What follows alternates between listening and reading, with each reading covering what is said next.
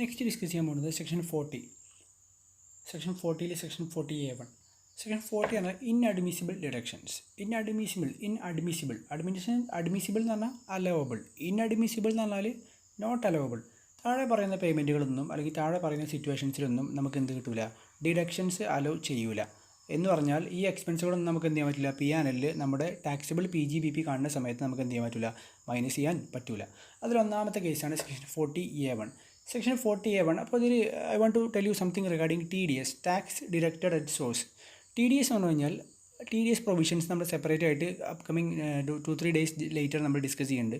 TDS എന്ന് പറഞ്ഞാൽ ചില പേയ്മെൻറ്റ്സ് നമ്മൾ നടത്തുന്ന സമയത്ത് നമ്മൾ അതിന്മേൽ എന്ത് ചെയ്യണം, ചില ഒരു fixed amount of percentage of tax നമ്മൾ എന്ത് ചെയ്യണം, ഡിഡക്റ്റ് ചെയ്യണം. ഒരു എക്സാമ്പിൾ പറഞ്ഞാൽ ഇപ്പോൾ സെക്ഷൻ 194I പ്രകാരം ഇഫ് പേയ്മെൻറ്റ് 194J പ്രകാരം if payment is made to a professional, ഒരു ചാർട്ടർ അക്കൗണ്ടൻറ്റിന് ഒരു ഓഡിറ്റ് ഫീ കൊടുത്തു, അല്ലെങ്കിൽ ഒരു ഡോക്ടർക്ക് ഒരു പ്രൊഫഷണൽ ചാർജ് കൊടുത്തു, അല്ലെങ്കിൽ ഒരു ഇൻറ്റീരിയർ ഡിസൈനർക്ക് ഒരു ആർക്കിടെക്ചർ ഫീസ് കൊടുത്തു.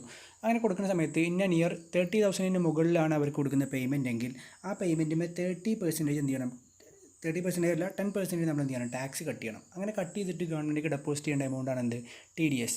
അപ്പോൾ നമ്മൾ നോൺ റെസിഡൻറ്റ് പേയ്മെൻറ്റ് കൊടുക്കുമ്പോഴും TDS ഉണ്ട്, അതുപോലെ റെസിഡൻറ്റ് പേയ്മെൻറ്റ് കൊടുക്കുന്ന സമയത്തും TDS ഉണ്ട്. അപ്പോൾ TDS ഡീറ്റെയിൽ ആയിട്ട് എന്താണെന്നുള്ളതൊക്കെ നമ്മൾ പഠിക്കും. അപ്പോൾ TDS പറഞ്ഞാൽ ജസ്റ്റ് നമ്മൾ പേയ്മെൻറ്റ് കൊടുക്കുന്ന സമയത്ത് നമ്മൾ കട്ട് ചെയ്യേണ്ട ഒരു എമൗണ്ട് എന്നുള്ളത് നിങ്ങൾ മനസ്സിലാക്കുക. അപ്പോൾ നമുക്ക് എക്സ്പെൻസ് ഉണ്ടാവുന്ന സമയത്താണ് നമ്മൾ TDS കട്ട് ചെയ്യേണ്ടി വരിക. അപ്പോൾ നമുക്ക് പേയ്മെൻറ്റ് കിട്ടുന്ന സമയത്താണ് നമ്മളെ കയ്യിൽ നിന്ന് അത് തരുന്ന ആൾ എന്ത് ചെയ്യുക, TDS കട്ട് ചെയ്യുക. TDS എപ്പോഴും കട്ട് ചെയ്യുന്ന ആളെ പറയുന്ന പേരാണ് ഡിഡക്റ്റർ. അതുപോലെ തന്നെ ആരെ കയ്യിൽ നിന്നാണോ TDS കട്ട് ചെയ്യുന്നത് അയാളെ പറയുന്ന പേരാണ് ഡിഡക്റ്റി. അപ്പോൾ ഡോണ്ട് വറി, നിങ്ങൾക്ക് മനസ്സിലായില്ലെങ്കിൽ പ്രശ്നമാക്കൊന്നും വേണ്ട. We will discuss in the details TDS chapter it all things very detailed. Okay. അപ്പോൾ സെക്ഷൻ 40A1 പറഞ്ഞു വെച്ചാൽ നമ്മൾ നോൺ റെസിഡൻറ്റ് പേയ്മെൻറ്റ് കൊടുത്തു, അതിന്മേൽ TDS കട്ട് ചെയ്യണം. നമ്മൾ ആ TDS കട്ട് ചെയ്തില്ല, അല്ലെങ്കിൽ കട്ട് ചെയ്ത TDS നമ്മൾ ഗവൺമെൻറ്റിക്ക് ഡെപ്പോസിറ്റ് ചെയ്തില്ല, ഏതുവരെ നമ്മുടെ ആ വർഷത്തെ റിട്ടേൺ ഫയൽ ചെയ്യുന്ന ഡ്യൂ ഡേറ്റ് വരെ നമ്മൾ ചെയ്തിട്ടില്ല എന്നുണ്ടെങ്കിൽ നമ്മൾ എത്രയാണോ അവർക്ക് കൊടുത്ത പേയ്മെൻറ്റ്, കട്ട് ചെയ്ത TDS അല്ല, ആ നോൺ റെസിഡൻറ്റിന് കൊടുത്ത TDS നമുക്ക് എന്ത് കിട്ടില്ല, ഡിഡക്ഷൻ കിട്ടില്ല. അപ്പോൾ സെക്ഷൻ 40A1 പറയുന്നത് ഇനി payment made to a non resident without TDS or the TDS deducted is not deposited in to government of India before the due date of filing return then the sum paid will not be allowed as deduction. Section 40A1. ഇനി section 40A1A. അപ്പോൾ മുകളിൽ നമ്മൾ പറഞ്ഞത് എന്താ വെച്ചാൽ നമ്മൾ TDS ആർക്ക് കൊടുത്ത TDS ആണ്, അല്ലെങ്കിൽ ആർക്ക് പേയ്മെൻറ്റ് കൊടുത്തപ്പോഴുള്ള TDS ആണ്, നോൺ റെസിഡൻറ്റിന് കൊടുത്തപ്പോഴുള്ള കേസാണ്. ഇനി റെസിഡൻറ്റിനാണ് നമ്മൾ പേയ്മെൻറ്റ് കൊടുത്തത്, TDS നമ്മൾ കട്ട് ചെയ്തില്ല, അല്ലെങ്കിൽ കട്ട് ചെയ്ത TDS നമ്മൾ എന്ത് ചെയ്തില്ല, അടച്ചില്ല, ഏതിനു മുമ്പ്, before the date of filing return. അങ്ങനെയെങ്കിൽ നേരത്തെ കേസിൽ നമ്മൾ കൊടുത്ത ഫുൾ എമൗണ്ടിന് നമുക്ക് ഡിഡക്ഷൻ കിട്ടിയിരുന്നില്ല, അല്ലെങ്കിൽ ഫുൾ എമൗണ്ട് നമ്മൾ ഡിസലോ ചെയ്യും. ഡിസലോ ചെയ്യുക എന്ന് പറഞ്ഞാൽ ഡിഡക്ഷൻ കൊടുക്കാതിരിക്കുക.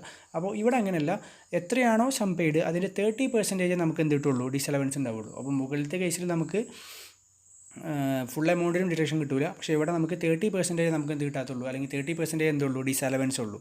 ഓക്കെ. പിന്നെ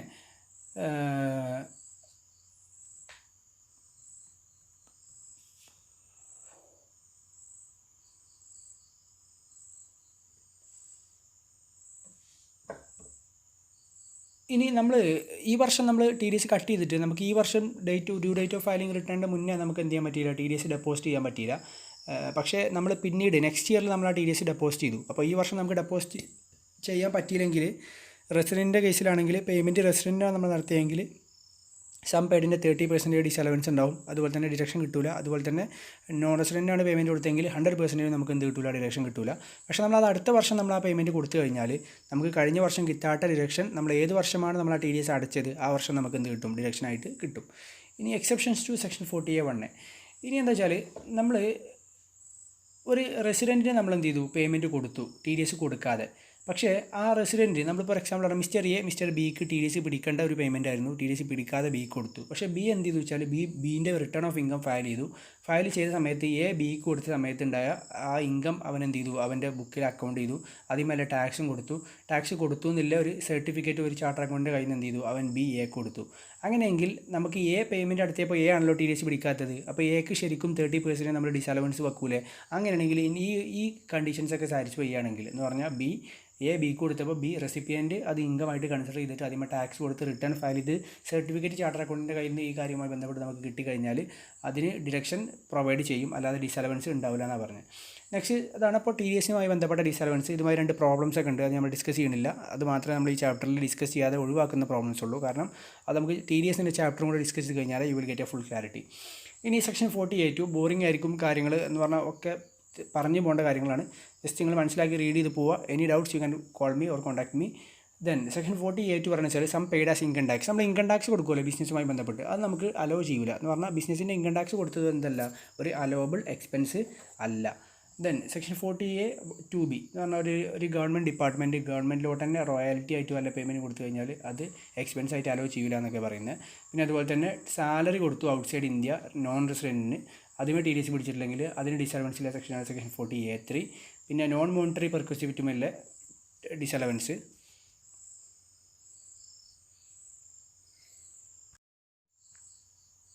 ഇത് കുറച്ച് മനസ്സിലാക്കേണ്ട സിറ്റുവേഷനാണ് വെച്ചാൽ, ഇപ്പോൾ നമ്മളെ എംപ്ലോയർ പെർക്വിസിറ്റ്സ് പ്രൊവൈഡ് ചെയ്തു. അപ്പോൾ പെർക്വിസിറ്റ്സ് പ്രൊവൈഡ് ചെയ്ത് കഴിഞ്ഞാൽ പെർക്വിസിറ്റ്സുമേ ആർക്ക് ഇൻകമാണ്, എംപ്ലോയിക്ക് ഇൻകമാണ്. പെർക്വിസിറ്റുമേ എംപ്ലോയി ടാക്സ് കൊടുക്കണം. എംപ്ലോയി കൊടുക്കേണ്ട ടാക്സ് ആക്ച്വലി എംപ്ലോയർ അങ്ങ് പ്രൊവൈഡ് ചെയ്തു. ടാക്സ് ഓൺ നോൺ മോണിറ്ററി പെർക്വിസിറ്റ്സ് അങ്ങനെ പ്രൊവൈഡ് ചെയ്ത് കഴിഞ്ഞാൽ അത് എംപ്ലോയർക്ക് എക്സ്പെൻസ് ആയിട്ട് നമ്മൾ എന്ത് ചെയ്യില്ല, അലോ ചെയ്യൂല. പിന്നെ അത് അങ്ങനെ പേ ചെയ്ത് കഴിഞ്ഞാൽ എംപ്ലോയിക്ക് വേണ്ടിയിട്ട് എംപ്ലോയർ ടാക്സ് കൊടുത്താലും അതും പെർക്വിസിറ്റ് ആയിട്ട് നമുക്ക് ശരിക്കും എംപ്ലോയിൻ്റെ ഇൻകം ആയിട്ട് നമ്മൾ കൺസിഡർ ചെയ്യും. പക്ഷേ ഓൾറെഡി അത് ഡിഡക്ഷൻ പ്രൊവൈഡ് ചെയ്യാത്തതുകൊണ്ട് എംപ്ലോയർക്ക് അത് എക്സ്പെൻസ് ആയിട്ട് ഡിഡക്ഷൻ പ്രൊവൈഡ് ചെയ്യാത്തതുകൊണ്ട് എംപ്ലോയിൻ്റെ കയ്യിൽ tax on non monetary perquisites paid by employer എന്താണ്, എക്സെപ്റ്റിംഗ് ആണ് കേട്ടോ. ദെൻ ഒന്ന് ആലോചിച്ചിരിക്കുക, ആ പോയിന്റ് പെട്ടെന്ന് ക്ലിക്ക് ആയിക്കൊള്ളുന്നില്ല, ജസ്റ്റ് റിപ്പീറ്റ് അടിച്ചൊന്ന് കേട്ടിട്ട് ഒന്ന് കൺഫേം ചെയ്യുക കേട്ടോ. Next 40B, section 40B important ആണ്. 40B ഇമ്പോർട്ടൻ്റ് ആണ്. 40B പറഞ്ഞു വെച്ചാൽ പാർട്ണർഷിപ്പ് കൺസേൺഡ് കേസിൽ അല്ലെങ്കിൽ LLPൻ്റെ കേസിൽ നമ്മൾ ഇൻട്രസ്റ്റ്, റെമ്യൂണറേഷൻ, സാലറി ഒക്കെ പ്രൊവൈഡ് ചെയ്യൂലേ, അതിൻ്റെ ലിമിറ്റും അതിൻ്റെ എക്സെംഷനൊക്കെ പറയുന്ന സെക്ഷനാണ് സെക്ഷൻ 40(b). സെക്ഷൻ 40(b) പറയുന്നത് വെച്ചാൽ റെമ്യൂണറേഷനൊക്കെ നമ്മൾ പ്രൊവൈഡ് ചെയ്ത് കഴിഞ്ഞാൽ ഒരു പാർട്ണർഷിപ്പ് റെമ്യൂണറേഷൻ പ്രൊവൈഡ് ചെയ്തു പാർട്ട്നേഴ്സിന് എങ്കിൽ അതിന് ഡിറക്ഷൻ കിട്ടണമെങ്കിൽ ആ റെമ്യൂണറേഷൻ പ്രൊവൈഡ് ചെയ്തത് വർക്കിംഗ് പാർട്ണർക്ക് ആയിരിക്കണം. എന്ന് പറഞ്ഞാൽ sleeping partner, active partner, working പാർട്ണർക്ക് ഉണ്ടാവില്ലേ. വർക്കിംഗ് പാർട്ണർക്ക് നമ്മൾ റെമ്യൂണറേഷൻ പ്രൊവൈഡ് ചെയ്താൽ മാത്രമേ സെക്ഷൻ 40(b) പ്രകാരം ആ പാർട്ണർഷിപ്പിന് അതിന് ഡിറക്ഷൻ കിട്ടുള്ളൂ. പിന്നെ അതുപോലെ തന്നെ ആ പാർട്ണർഷിപ്പിന് എന്താ പറയുക, ഓതറൈസ്ഡ് ബൈ ഡീഡിൽ പാർട്ണർഷിപ്പിൻ്റെ ഒരു പ്രൈം ഡോക്യുമെൻ്റ് ആണല്ലോ പാർട്ണർഷിപ്പ് ഡീഡിൽ പറഞ്ഞ പ്രകാരം മാത്രമേ നമ്മൾ എന്ത് കൊടുക്കാൻ പറ്റത്തുള്ളൂ, നമ്മൾ റെമ്യൂണറേഷൻ പ്രൊവൈഡ് ചെയ്യാൻ പറ്റുള്ളൂ. അപ്പോൾ റെമ്യൂണറേഷൻ പാർട്ണർഷിപ്പ് ഡീഡിൽ പറയുന്നില്ല എങ്കിൽ നമ്മൾ റെമ്യൂണറേഷൻ പ്രൊവൈഡ് ചെയ്ത് കഴിഞ്ഞാൽ അതിന് ഇൻകം ടാക്സിൽ എന്ത് കിട്ടില്ല, ഡിഡക്ഷൻ കിട്ടില്ല. പിന്നെ അതുപോലെ തന്നെ നമ്മൾ ഈ വർഷം കൊടുക്കുന്നത് 10 വർഷം മുന്നല്ല ഒരു എന്താ പറയുക റെമ്യൂണറേഷൻ നമ്മൾ ഈ വർഷം കൊടുക്കാൻ തീരുമാനിച്ചാൽ കഴിഞ്ഞാലും അതൊന്നും എന്ത് കിട്ടില്ല, ഡിഡക്ഷൻ കിട്ടില്ല. പിന്നെ അതുപോലെ തന്നെ പാർട്ട്നേഴ്സിൻ്റെ ക്യാപിറ്റലിൻ്റെ 12% വരെ ഇൻട്രസ്റ്റ് ഓൺ ക്യാപിറ്റൽ നമ്മൾ പ്രൊവൈഡ് ചെയ്യാൻ പറ്റുള്ളൂ. ഇൻട്രസ്റ്റ് ഓൺ ക്യാപിറ്റൽ 12%-നേക്കാളും കൂടുതൽ പ്രൊവൈഡ് ചെയ്ത് കഴിഞ്ഞാൽ അത് അലോ ചെയ്യൂല, ഡിഡക്ഷൻ കിട്ടില്ല, ദാറ്റ് വിൽ ബി ഡിസലൗഡ്. പിന്നെ അതുപോലെ തന്നെ നമ്മൾ റെമ്യൂണറേഷൻ നമ്മൾ വർക്കിംഗ് പാർട്ണർക്ക് പ്രൊവൈഡ് ചെയ്യാൻ പറ്റുമെന്ന് പറഞ്ഞല്ലോ, ആ പ്രൊവൈഡ് ചെയ്യാൻ പറ്റുന്നതിന് നമ്മൾ എന്തുണ്ട്, ഒരു ലിമിറ്റ് പറഞ്ഞിട്ടുണ്ട്. ആ ലിമിറ്റ് എന്താണെന്നില്ല നമ്മൾ എന്ത് ചെയ്യാൻ പോകുന്നത്, ഡിസ്കസ് ചെയ്യാൻ പോകുന്നത്. ലിമിറ്റ് എന്താണെന്ന് വെച്ചാൽ ബുക്ക് പ്രോഫിറ്റ് എന്താണെന്ന് ഞാൻ പറയാം. ബുക്ക് പ്രോഫിറ്റ് ഒരു എൻറ്റിറ്റിൻ്റെ ബുക്ക് പ്രോഫിറ്റിൻ്റെ ആദ്യത്തെ 3 ലക്ഷം, അതല്ല ഇനി ആ എൻറ്റിറ്റിക്ക് ബുക്ക് പ്രോഫിറ്റ് ഇല്ല, ലോസ് ആണെങ്കിലും ആ എൻറ്റിറ്റിക്ക് 1,50,000 അല്ലെങ്കിൽ ബുക്ക് പ്രോഫിറ്റിൻ്റെ 90%, ഇതിലേതാണോ ഹയർ അതുവരെ അവർക്ക് എന്ത് കൊടുക്കാൻ പറ്റും, അവർക്ക് എന്ത് കൊടുക്കാൻ പറ്റും, അവർക്ക് റെമ്യൂണറേഷൻ പ്രൊവൈഡ് ചെയ്യുക വർക്കിംഗ് പാർട്ണർക്ക്. ഒരു എക്സാമ്പിൾ പറഞ്ഞാൽ ഒരു ബിസിനസ്സിൻ്റെ പ്രോഫിറ്റ് 1 lakh ആണ്. അപ്പോൾ 1 lakh ആകുമ്പോൾ ഫസ്റ്റ് 3 lakhൻ്റെ ഉള്ളിൽ വരുമ്പോൾ 1,50,000 അല്ലെങ്കിൽ 1 lakh which or is higher അവർക്ക് എന്ത് ചെയ്യാൻ പറ്റും, റെമ്യൂണറേഷൻ പ്രൊവൈഡ് ചെയ്യാൻ പറ്റും. അപ്പോൾ ബുക്ക് പ്രോഫിറ്റ് 1 lakh ആണെങ്കിലും അവർക്ക് മാക്സിമം എത്ര വരെ റെമ്യൂണറേഷൻ പ്രൊവൈഡ് ചെയ്യുക, 1,50,000 വരെ റെമ്യൂണറേഷൻ പ്രൊവൈഡ് ചെയ്യുക. ഇനി റിമൈനിങ് ബാലൻസ് വല്ല 3 ലക്ഷത്തിന് മുകളിൽ അവർക്ക് ബുക്ക് പ്രോഫിറ്റ് ഉണ്ടെന്നുണ്ടെങ്കിൽ അവർക്ക് 3 ലക്ഷത്തിന് മുകളിൽ വരുന്ന എമൗണ്ടുമേ 60% ബുക്ക് പ്രോഫിറ്റിൻ്റെ 60% റെമ്യൂണറേഷൻ എന്ത് ചെയ്യാൻ പറ്റുള്ളൂ, പ്രൊവൈഡ് ചെയ്യാൻ പറ്റുള്ളൂ. ഇനി ഇവിടെ ബുക്ക് പ്രോഫിറ്റ് എന്ന് പറഞ്ഞു കഴിഞ്ഞാൽ നമ്മുടെ PGBP, ടാക്സിബിൾ PGBP എന്ന് പറഞ്ഞാൽ നമ്മൾ P&L അക്കൗണ്ടിൽ നമ്മൾ ഇൻകം എടുത്തുകൊണ്ട് നമ്മളെല്ലാം അഡ്ജസ്റ്റ് ചെയ്തിട്ടുള്ളതിന് ശേഷമുള്ള PGBP, ബിഫോർ പ്രൊവൈഡിങ് റെമ്യൂണറേഷൻ. നമ്മൾ ഈ റെമ്യൂണറേഷൻ മാത്രം പ്രൊവൈഡ് ചെയ്യുന്നതിന് മുന്നേ എല്ലാ ഡിഡക്ഷൻസും ഡിസലവൻസും അലവൻസൊക്കെ കമ്പ്യൂട്ട് ചെയ്തിട്ട് PGBPയിൽ ഇൻകം ടാക്സിന് വേണ്ടിയിട്ട് നമ്മൾ കമ്പ്യൂട്ട് ചെയ്ത പ്രോഫിറ്റിനെ പറയുന്ന പേരാണ് ബുക്ക് പ്രോഫിറ്റ്. പക്ഷേ അതിൽ ഇൻട്രസ്റ്റ് എത്രയാണോ അലവബിൾ അതൊക്കെ പ്രൊവൈഡ് ചെയ്യണം. ആര് മാത്രം പ്രൊവൈഡ് ചെയ്തിട്ടില്ല, ഇൻട്രസ്റ്റ് നമ്മൾ പ്രൊവൈഡ് ചെയ്തിട്ടുണ്ട്, റെമ്യൂണറേഷൻ സാലറി മാത്രം പ്രൊവൈഡ് ചെയ്യുന്നതിന് മുന്നേ അല്ലേ ബുക്ക് പ്രോഫിറ്റിനെ പറയുന്ന പേരാണ് എന്ത്, ബുക്ക് പ്രോഫിറ്റ്. ആ ബുക്ക് പ്രോഫിറ്റ് വെച്ചാണ് നമ്മൾ എന്ത് ചെയ്യേണ്ടത്, നമ്മൾ 40B പ്രകാരമല്ലേ ലിമിറ്റ് കാണേണ്ടത്. അപ്പോൾ 40Bയിൽ ഇത്ര പറയുന്നുള്ളൂ. വർക്കിംഗ് പാർട്ണർക്ക് കൊടുത്ത റെമ്യൂണറേഷൻ ഡിഡക്ഷൻ കിട്ടുള്ളൂ. പാർട്ണർഷിപ്പിൽ ഓതറൈസേഷൻ ഉണ്ടാവണം. ഇനി ഇൻട്രസ്റ്റ് ഓൺ ക്യാപിറ്റൽ പ്രൊവൈഡ് ചെയ്യാൻ പറ്റുള്ളൂ, 12% വരെ കൊടുക്കാൻ പറ്റുള്ളൂ. ഇനി ബുക്ക് പ്രോഫിറ്റിൻ്റെ ഒരു പെർസെൻറ്റേജ് വെച്ചിട്ട് ലിമിറ്റ് ചെയ്തിട്ടുണ്ട്, ആ എമൗണ്ട് വരെ നമുക്ക് എന്ത് ചെയ്യാൻ പറ്റുള്ളൂ, മാക്സിമം പ്രൊവൈഡ് ചെയ്യാൻ പറ്റുള്ളൂ. U will get A full clarity when we discuss A problem. Pause the video, read the question. ഫേമിന് 7,50,000 remuneration കൊടുത്തു പാർട്ട്നേഴ്സിന് പാർട്ണർഷിപ്പ് ഡീഡ് പ്രകാരം. ബുക്ക് പ്രോഫിറ്റ് 10 ലക്ഷം ഉള്ളൂ. അപ്പോൾ അങ്ങനെയാണെങ്കിൽ എത്രയാണ് അവർക്ക് അലോബിൾ ആയിട്ടുള്ള ഡിഡക്ഷൻ എന്നല്ല ചോദിക്കുന്നത്. ബുക്ക് പ്രോഫിറ്റ് 10 ലക്ഷം ആണെങ്കിൽ ബുക്ക് പ്രോഫിറ്റ് ക്ലിയർ ആയിട്ട് അവിടെ തന്നിട്ടുണ്ട്. ബുക്ക് പ്രോഫിറ്റ് 10 ലക്ഷം ആണെങ്കിൽ നമുക്ക് ലിമിറ്റ് അറിയാം. ആദ്യത്തെ 3 ലക്ഷത്തിന് എത്രയാണ് ലിമിറ്റ്? 10 lakh ഓർ 10 lakh അല്ല, sorry, 1,50,000 or 90%, which ever is higher. അപ്പോൾ 3 lakhൻ്റെ 90% എന്ന് പറയുമ്പോൾ ഹൗ മച്ച്? 2,70,000 അല്ലെങ്കിൽ 1,50,000 വിച്ച് എവർ ഈസ് ഹയർ എന്ന് പറയുമ്പോൾ 2,70,000. ഇനി 10 ലക്ഷത്തിൽ ബുക്ക് പ്രോഫിറ്റ് 3 ലക്ഷത്തിൽ നമ്മൾ കണ്ടു, ബാക്കി 7 lakh ഉണ്ട്. 7 lakhൻ്റെ ഹൗ മച്ച്? 60% എന്ന് പറയുമ്പോൾ 4,20,000. അപ്പോൾ ഇവർക്ക് മാക്സിമം അലൗബിൾ ആയിട്ടുള്ള സെക്ഷൻ 40B പ്രകാരം നമുക്ക് കൊടുക്കാൻ പറ്റിയ റെമ്യൂണറേഷൻ എന്ന് പറഞ്ഞാൽ 6,90,000 ഉള്ളൂ. പക്ഷേ നമ്മൾ പ്രൊവൈഡ് ചെയ്ത് എത്രയാണ്? 7,50,000 ആണ്. അപ്പോൾ നമ്മൾ 6,90,000 അലോ ചെയ്യുള്ളൂ. ബാക്കി നമ്മൾ എന്ത് ചെയ്യില്ല? 60,000 നമ്മൾ എന്ത് ചെയ്യും? ഡിസലോ ചെയ്യും. എക്സസ് എമൗണ്ട് ഡിസലോ ചെയ്യും. ഇതാണ്, this is an example for how the 40B പ്രകാരമല്ല allowable remuneration to partners is computed. ഇങ്ങനെയാണ് നമ്മൾ എന്ത് ചെയ്യുക? കമ്പ്യൂട്ട് ചെയ്യുക. This is a simple example. അടുത്ത question, Jain and company, Rao and Jain ഒരു പാർട്ണർഷിപ്പാണ്. അവർക്ക് നെറ്റ് പ്രോഫിറ്റ് കിട്ടി 7 lakh before deducting the following item. 2 lakh per month salary കൊടുത്തതിന് മുന്നേ. അതുപോലെ തന്നെ ഡിപ്രീസിയേഷൻ സെക്ഷൻ 32 പ്രകാരം 1,50,000 ഉണ്ട്. Interest on capital 15%, capital 5 lakh ആണ്. അപ്പോൾ അങ്ങനെയാണെങ്കിൽ നിങ്ങളോട് ചോദിക്കുകയാണ് ബുക്ക് പ്രോഫിറ്റ് എത്ര കണ്ടെത്താനാണ് ആദ്യം. അപ്പോൾ ബുക്ക് പ്രോഫിറ്റ് എങ്ങനെ കാണുക? ബുക്ക് പ്രോഫിറ്റ് നമുക്കറിയാം, പ്രോഫിറ്റ് ഈ പറഞ്ഞ ഡിഡക്ഷൻസിന് മുന്നെയാണ് 7 lakh. അപ്പോൾ നമ്മൾ എന്ത് ചെയ്യണം? ആദ്യം ആ ഡിഡക്ഷൻസ് പ്രൊവൈഡ് ചെയ്യണം.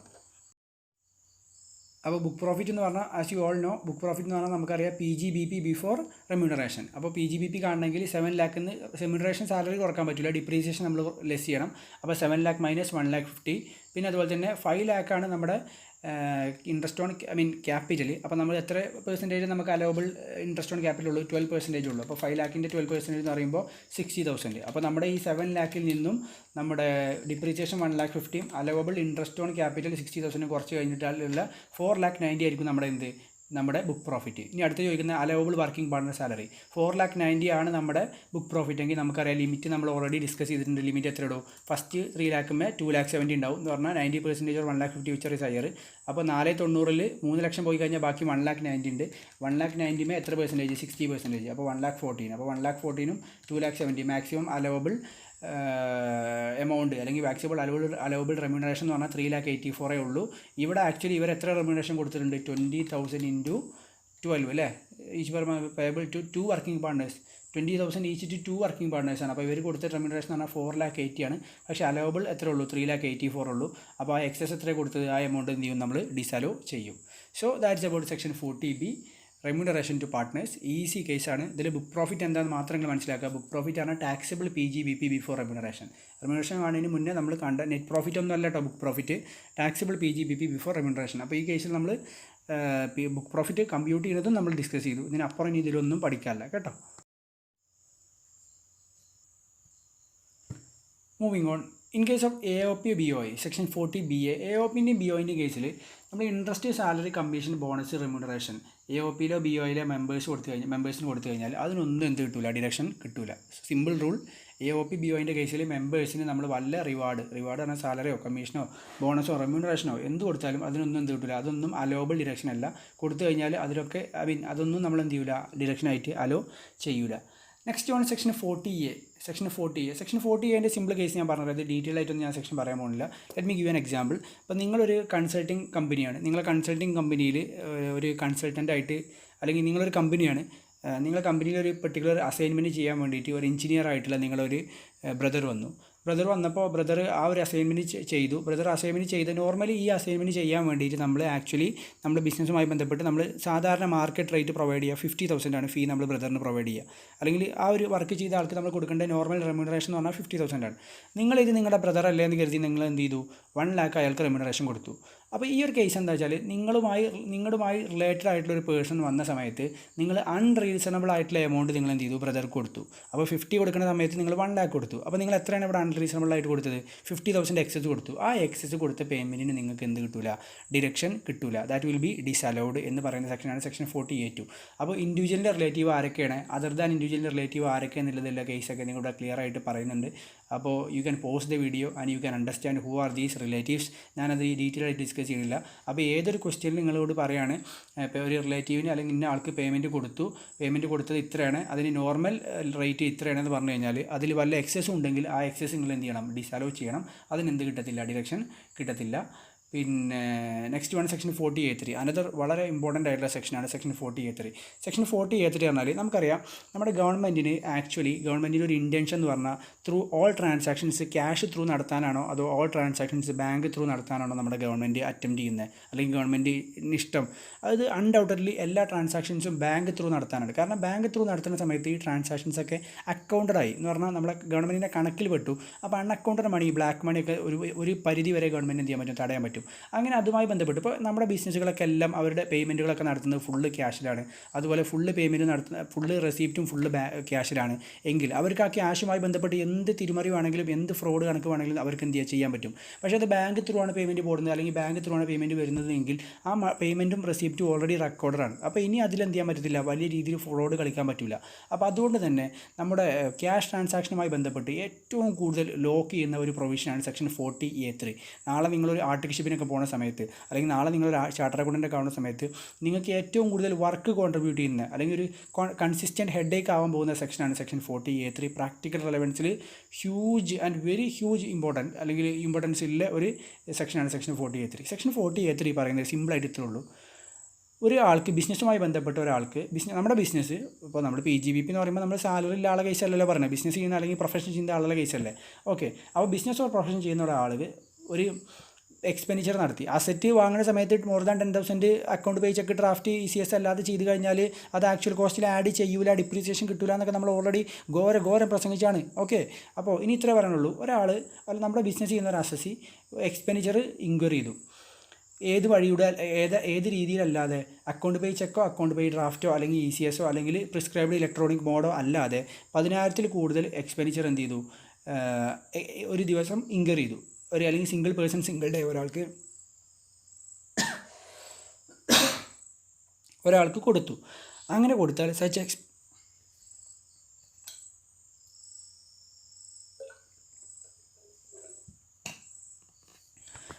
Throat problem. അങ്ങനെ കൊടുത്തു കഴിഞ്ഞാൽ such expenditure shall be disallowed. ആ എക്സ്പെൻഡിച്ചർ നമുക്ക് എന്ത് കിട്ടില്ല, അലവൻസ് കിട്ടില്ല. എന്ന് പറഞ്ഞാൽ എന്തൊരു എക്സ്പെൻഡിച്ചറും, ഫോർ എക്സാമ്പിൾ സാലറി കൊടുക്കുകയാണ്, സാലറി പോലെ ആൾക്ക് കൊടുക്കേണ്ട 20,000 ആണെങ്കിൽ അത് നമ്മൾ ഈ പ്രിസ്ക്രൈബ്ഡ് മോഡല്ലാതെ കൊടുത്തു കഴിഞ്ഞാൽ എന്ത് കിട്ടില്ല, ഡിഡക്ഷൻ കിട്ടില്ല. അത്ര തന്നെ. ഓക്കെ, പ്രിസ്ക്രൈബ്ഡ് മോഡല്ലാതെ പ്രിസ്ക്രൈബ്ഡ് മോഡ് ഏതാണെന്നില്ല നമ്മൾ കണ്ടു കഴിഞ്ഞു. പ്രിസ്ക്രൈബ്ഡ് മോഡ് എന്ന് പറഞ്ഞാൽ account payee cheque, account payee draft, ECS, prescribed electronic modes.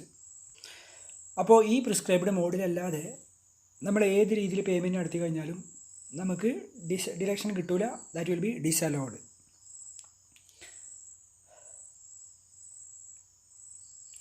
ഇനി നമ്മളൊരു ട്രാൻസ്പോർട്ട് ഓപ്പറേറ്റർക്കാണ് നമ്മൾ പേയ്മെൻറ്റ് കൊടുത്തിട്ടുണ്ടെന്നുണ്ടെങ്കിൽ നമുക്ക് ആ പേയ്മെൻറ്റ് 35,000 വരെ നമുക്ക് എന്ത് ചെയ്യാൻ പറ്റും, പേയ്മെൻറ്റ് കൊടുക്കാൻ പറ്റും. ആ 10,000 വരെ ലിമിറ്റ് നമ്മൾ പേയ്മെൻറ്റ് കൊടുക്കുന്നത് ട്രാൻസ്പോർട്ട് ഓപ്പറേറ്റർക്കാണെങ്കിൽ ആ ലിമിറ്റ് എന്ന് പറഞ്ഞാൽ 10 അല്ല, ഇറ്റ് ഈസ് 35,000. ഇനി cases where disallowances would not be attracted. നമ്മളൊരു ലോൺ ട്രാൻസാക്ഷനുമായി ബന്ധപ്പെട്ട് നമ്മൾ പേയ്മെൻറ്റ് കൊടുക്കുന്നത് ലോൺ ട്രാൻസാക്ഷനുമായി ബന്ധപ്പെട്ടാണെങ്കിൽ നമുക്ക് പേയ്മെൻറ്റ് എക്സീഡിങ് 10,000 ഈ പ്രിസ്ക്രൈബ്ഡ് മോഡിൽ കൊടുക്കേണ്ട ആവശ്യമില്ല. അതുപോലെ തന്നെ പേയ്മെൻറ്റ് നമ്മുടെ കമ്മീഷൻ ഏജൻറ്റിനാണ് പ്രൊവൈഡ് ചെയ്യുന്നതെങ്കിലും ഈ പേയ്മെൻറ്റ് കൊടുക്കേണ്ട ആവശ്യമില്ല.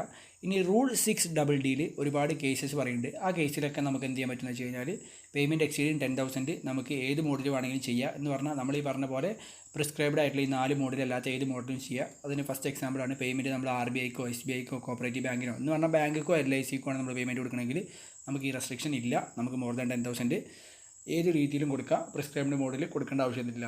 പ്രിസ്ക്രൈബ്ഡ് മോഡ് എന്ന് പറഞ്ഞാൽ നമ്മൾ നേരത്തെ പറഞ്ഞ 4 മോഡ് കേട്ടോ.